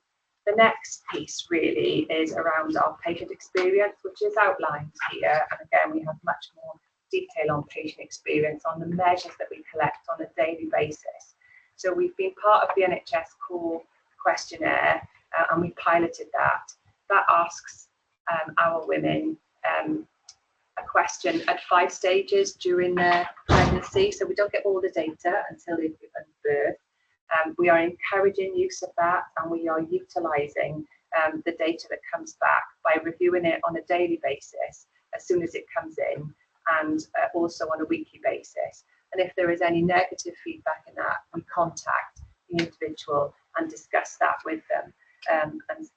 We also take part in the friends and family test. But that's feedback. What's really important is engagement, and we've been building our engagement profile, and we've been building our engagement activities. There is more to do. That will come through that improvement programme. I just now wanted to come on to the immediate actions that were outlined in the independent review, and just give a little bit of update on those. A unified triage system was one of the immediate actions. So we looked at our triage system, we changed our triage system, and we implemented the Birmingham assessment tool, which is the standardised tool, back in November 24. We have dedicated midwifery resource in that triage unit currently. It isn't on a 24/7 basis. No unit has a 24/7 triage service, but that's what we want to get to. So we've been assessing ourselves against the Royal College of Obs and Gynae standards with some support from our independent midwife, and I have asked for support from one of our oversight panel as well, our obstetrician, and we have a plan to get to a 24/7 service, which will be the first in Wales in March of next year. But we're just looking at how that will be implemented and testing out the model at the moment.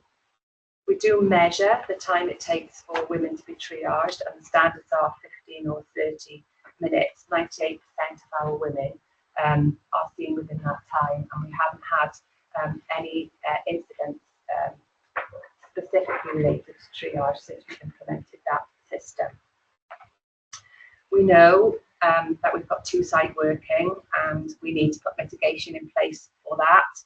And there is significant engagement now between the ITU team and our perinatal teams with standard operating processes that they go through if a woman needs to have support from another service, or indeed goes into ITU. We still have more work to do on that, but there are regular MDTs. We've only had one admission to ITU, and that was not pregnancy related, it was something else, but the team came together and managed that woman in ITU.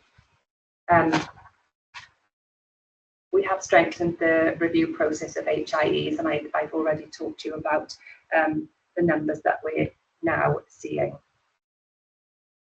I know that Denise is going to discuss in more detail, but I just wanted to then come on to the improvement programme, if you like. We have had a successful workshop with the independent oversight panel and our teams to look at where we must focus for that, and we've now got 4 key themes. We've identified executive leads for those key themes and operational leads, and much like we heard around mental health transformation, that improvement programme board will be set up. Our first meeting to discuss those roles, etc., is in December, and then we will meet on a bi-monthly basis. There will be a driver group underneath that, just like the mental health service, and key elements of work that we will monitor and bring progress back through to this board in that reporting on our perinatal improvements required to meet the recommendation and any other recommendations that come out of the All Wales assessment, or anything else that comes to us from an external source. We want to put it all into one improvement process. So I'll stop there, Chair, and I will take any questions. Thank you, Liz. Thank you very much. I'm sure everybody will find that really instructive and learning point for all in terms of what we should be looking for. So I'll open it up for any comments or questions. Very positive, Liz, and I'm really impressed by the detail in this in terms assurance in terms of what is actually happening on the ground. I particularly like the fact that you referenced it to benchmarking elsewhere, which I think is important. And perhaps I don't know whether that level of detail should be coming here, but it certainly is the level of detail that I thought the perinatal committee will need. Because in a way, saying the strict numbers in Swansea doesn't actually mean anything to us. So I do think the benchmarking information as we go forward will be really important. The concern I have was about the triage, really, because in the way that it was written, I will say I was confused somewhat, but I thought we could read this and it was all in place. And what you're talking about is the 24/7 element of it. Is there any way we can accelerate that? I mean, okay, I'm pushing you, but I do that. That's my role, I think. But the reality being, this is so important, and I think in a way, just because it's the middle of the night, you still want the same service. So I just wondered whether we had any ability to move this forward. So the model is, as I say, 24/7. That will take some recruitment and some investment actually to be able to have the dedicated midwives and the dedicated medical cover over that 24/7 period. Women can still phone outside of that period, but it is a dedicated resource that deals with them. As I say, that's not any different to anywhere else across Wales and most of the UK. No unit has got that ability. So we've got a plan. Implementation will take a little while because once we've agreed that plan with the experts that I talked about, we will have to recruit to those posts. That is the only thing that's holding us back. However, the mitigating actions I think I've outlined in here, so that we do monitor when women are seen and what their outcomes are.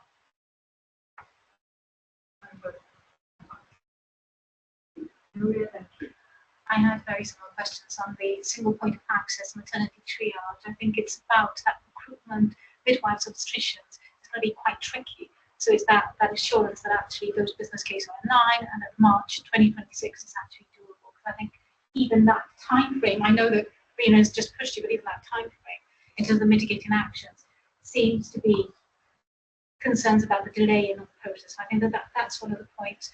The other point is that I really do welcome the perinatal improvement program that you just described, because I think one of the questions that I have is around that granularity of actions and the accountability of the leadership of this all that came very strongly from the review and how we're actually taking that forward. So I think in the next iteration of this update, that would be something that I'd be really keen to see how we actually address those real improvements in terms of what we can ask for.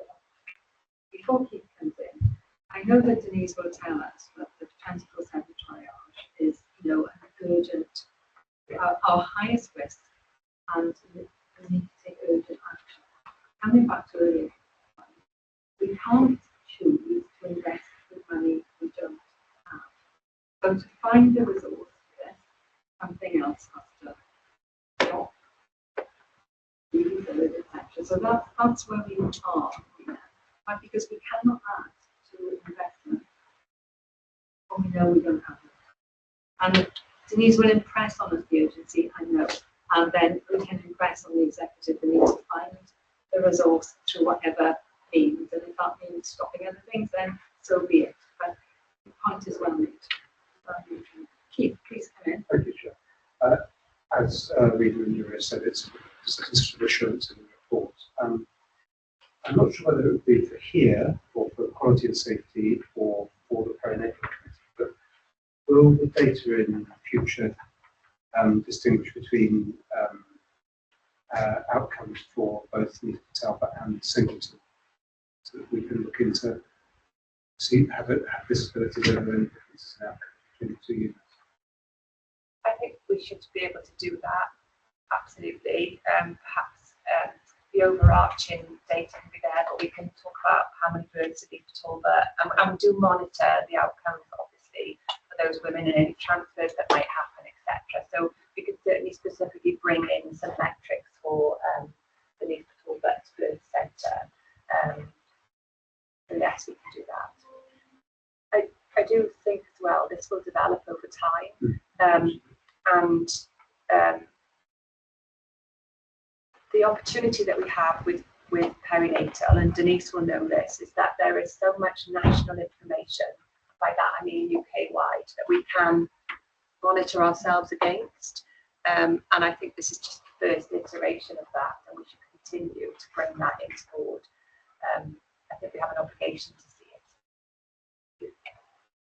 So can we move to the recommendations then, please? And this, if you can convey our thanks to everyone who's involved in taking this agenda forward in the way that you are, because it can give us much greater assurance than we have.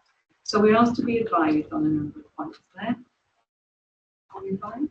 Yeah, Yandy, and then to be assured, and then to be alerted to, and we're obviously going to come back to the triage issue as we consider the resourcing issues and priorities for 26, 27 particularly. So, Abby.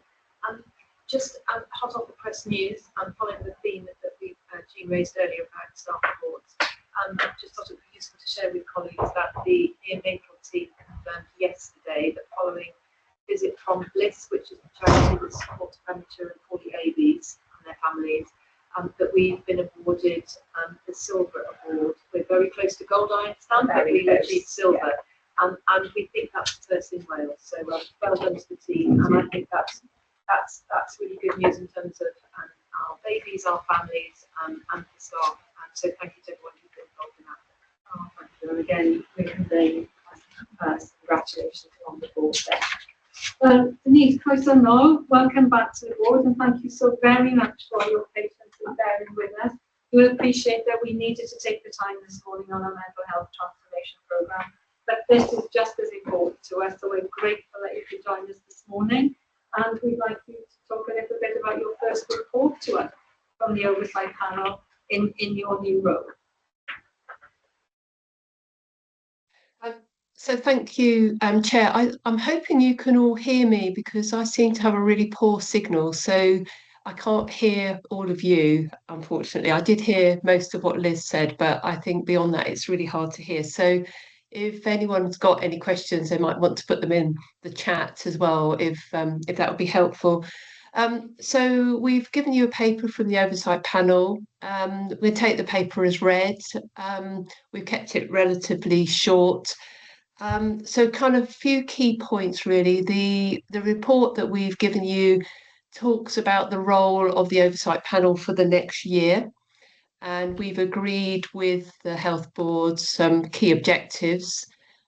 You'll hear the term critical friend, and just to be clear what that means, that's really around being somewhere that you can get honest feedback, and we will do our best to support the improvement. We do have an assurance role as well, and we have Anne Gow, who's representing the Welsh Government, who's an observer on our Oversight Panel.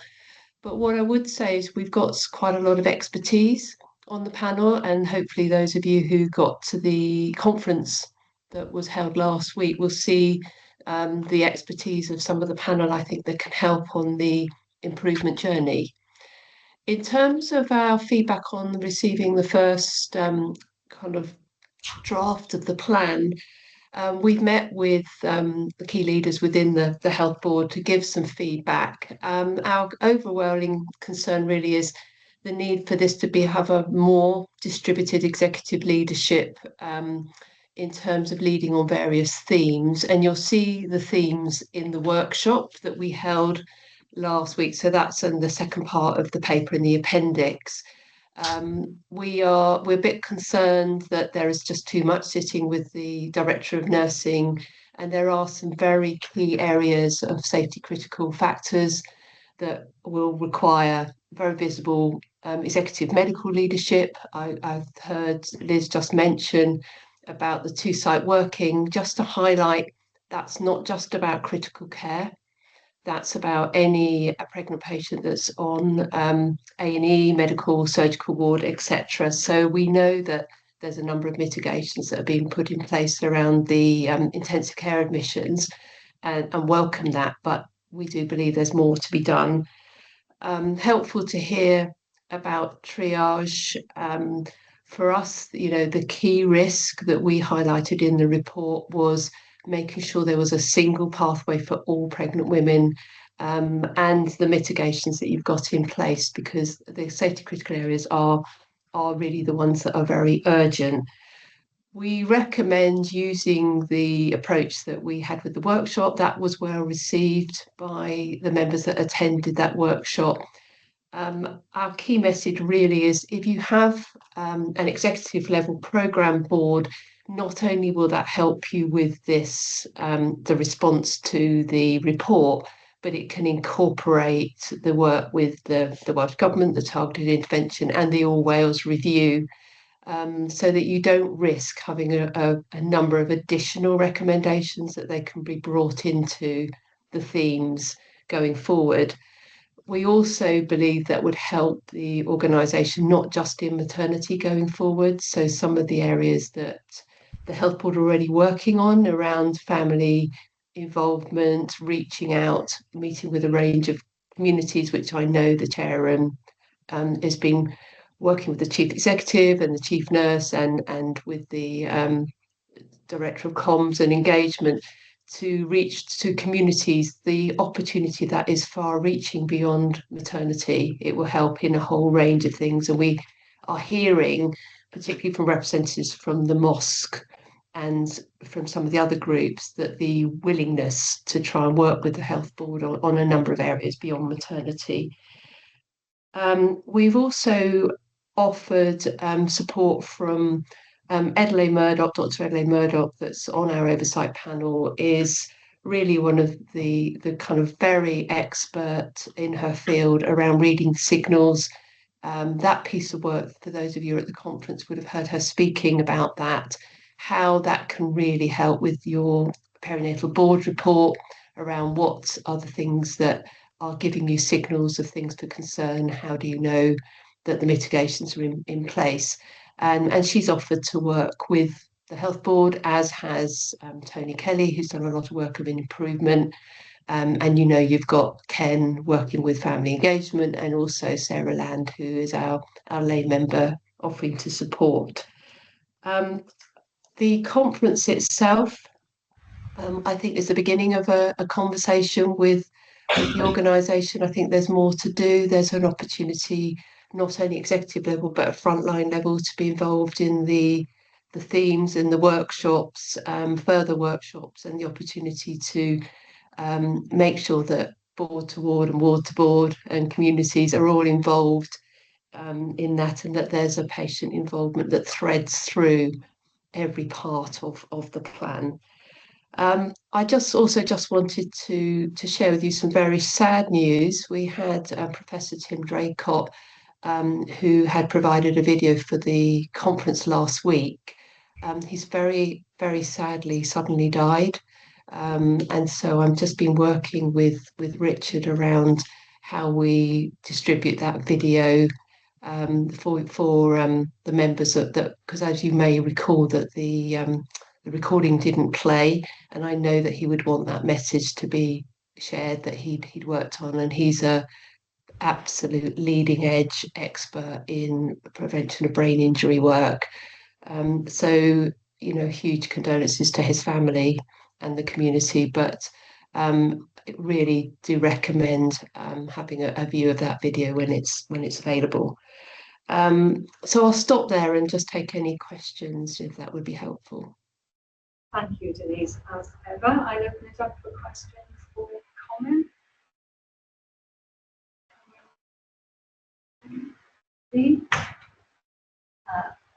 Having attended, I know Yuri was there as well as a number of other people.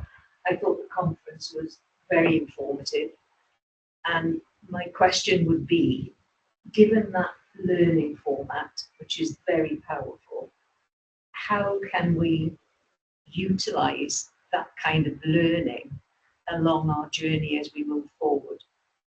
Because we all talk about hearing people's experiences, and I thought the families were very brave, but I also like the mix of academic and practical. So I think it's how we can embrace and learn,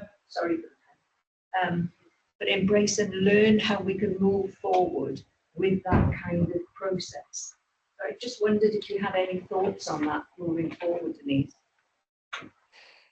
So yes, thank you for that question. I think it's what's been very interesting, and there was quite a discussion at the conference about the importance of restorative justice and the Harm Patient Alliance and their journey, and with some speakers who've had that experience, is that what families are really wanting. One of the things over the years is that it's very difficult for them to hear that lessons have been learnt.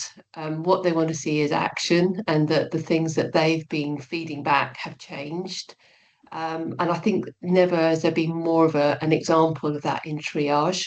What is the experience? What does it feel like to be on the end of your service? And I think there are real opportunities. You've got, there were over 1,000 families that engaged with the review, and overwhelmingly they want to work with you to help the organisation improve. And so it's an element of co-production, it's an element of feedback, and it's really working with those communities around building trust and confidence.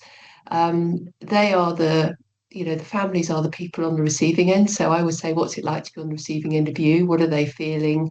And how do you get the staff and the families to work in close partnership? We all want safe maternity services. So I think there's a huge piece of work around family engagement as a whole theme, but also an opportunity to hear about the improvement journey. And I think involving your frontline staff in that, because we all come to work to try and do the best we can, and when things go wrong, not being defensive. And I think that's very much what we heard around how the current system, not just at Swansea, but nationally and at times internationally, of investigations can compound harm and not make the improvements that are needed, but actually putting people at the centre of that is the opportunity to hear. And I think the other thing, the takeaway from the families at the conference is the level of trauma can be, there can be very at the severe end, as we've heard, in your perinatal report, but you can also have incredible trauma from loss of dignity, not being listened to. So I think there's a lot to learn from families, and that would be my suggestion, is using more of a family story feedback at the very local level as well as at your board. Thank you, Denise. And that feeds well into the plan we'll have for family community engagement that will come up as part of the improvement programme. Anne-Louise, did you want to comment on that? Yes, it's something that came out of the conference, and I think it was Jessica who said that she had a healthy baby. Her issue was that she was effectively discharged, or she was rather stronger in what she was saying. After 28 days, she at about 35 days needed care, and she was explaining how it was very broken up. It's very hard to get into the service, and I just wondered whether you have and can help us with any models of how that can work better, because it is something that I think is fairly common, and I thought that was a really powerful description of somebody who felt that she'd got nowhere to turn. Yeah, I mean, I think, this is the difficulty, isn't it? When it comes back to that same question about what does it feel like to be on the receiving end of our services. So how do you, as an organisation, a provider organisation, and you have the benefit of being a very large board that covers primary care, it covers all kinds of services. So I don't think there's a one-stop answer to that. I think that would be something for you to consider. What does it feel like to fall down the gaps of that? And so we have these rules and we have these thresholds, and sometimes that doesn't work for our patients. And I think for me, it would be really you as an organisation owning that and saying, well, what do we do then? It's a very similar discussion that you might have around transition between paediatric and adult services. We often see people fall down the cracks of that, particularly if you take an example of a child diabetic that has suddenly moved when they are just going through their teenage years into adult services. So often we're not very good, I think, at designing the services around the patients. We design it around the process and the rules.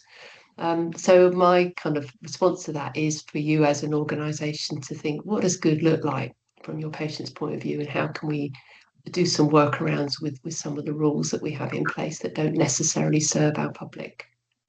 Thank you, Denise. Nuria, do you want to answer that? I think Denise has made a really powerful point around our need to engage communities and what good looks like for them, and we talk about what matters to them, and we talk about, I think there's a real opportunity across the themes. We look at mental health, we look at maternity, around how we do that. So I think that there is a question for me as to how do we as a board get that assurance linked into our population health strategy, where we have those discussions about community and that transformation program, and where can we see that journey start, those conversations starting, and how do we feed back what's actually leading that transformation to the community so that we are working with them.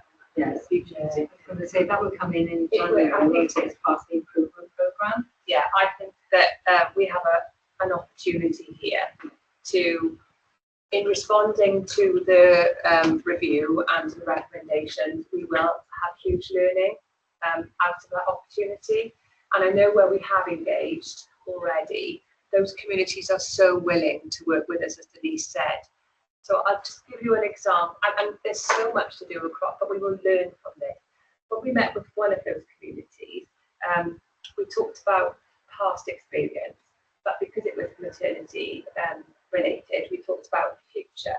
So what we're now going to do is engage with that community and those who are going through our service now to say, well, what was that like? How did that, what could we do differently? So not just look back, but also look forward and walk the path with them to try and understand better their needs.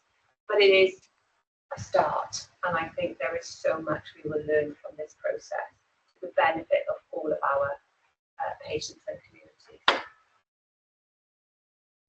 Denise, again, thank you very much, Dr. Dorian, and my friends, thank you very much for your time and for your expertise as ever, together with the members of your panel. Thank you for sharing the objectives that the panel has. We acknowledge, obviously, that is what the panel will be doing over the coming year, and we're grateful for the critical friendship that you and panel colleagues are offering us. We also welcome the response that you gave us to our draft plan, and we will be building on that to bring back the final improvement programme to the board in January. I'm sure that the oversight panel will see the next iteration of it before it comes back. And thank you again to you and panel members for taking the time to meet with our clinical staff on the 18th of November. And again, for your design, sharing, and actually fundamental contribution to what was such a powerful, humbling conference. Put families at the heart, as you've absolutely said we need to do. It was a seminal day, very powerful, very emotional, but all the feedback has been overwhelmingly positive. So, diolch yn fawr iawn eto. Thank you very much, and we'll see you in 3 months' time for our next quarterly report. Okay. Thank you. Thanks very much for having me. Thank you.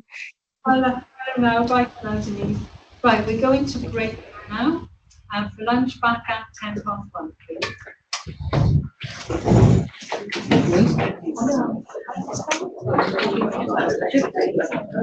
please.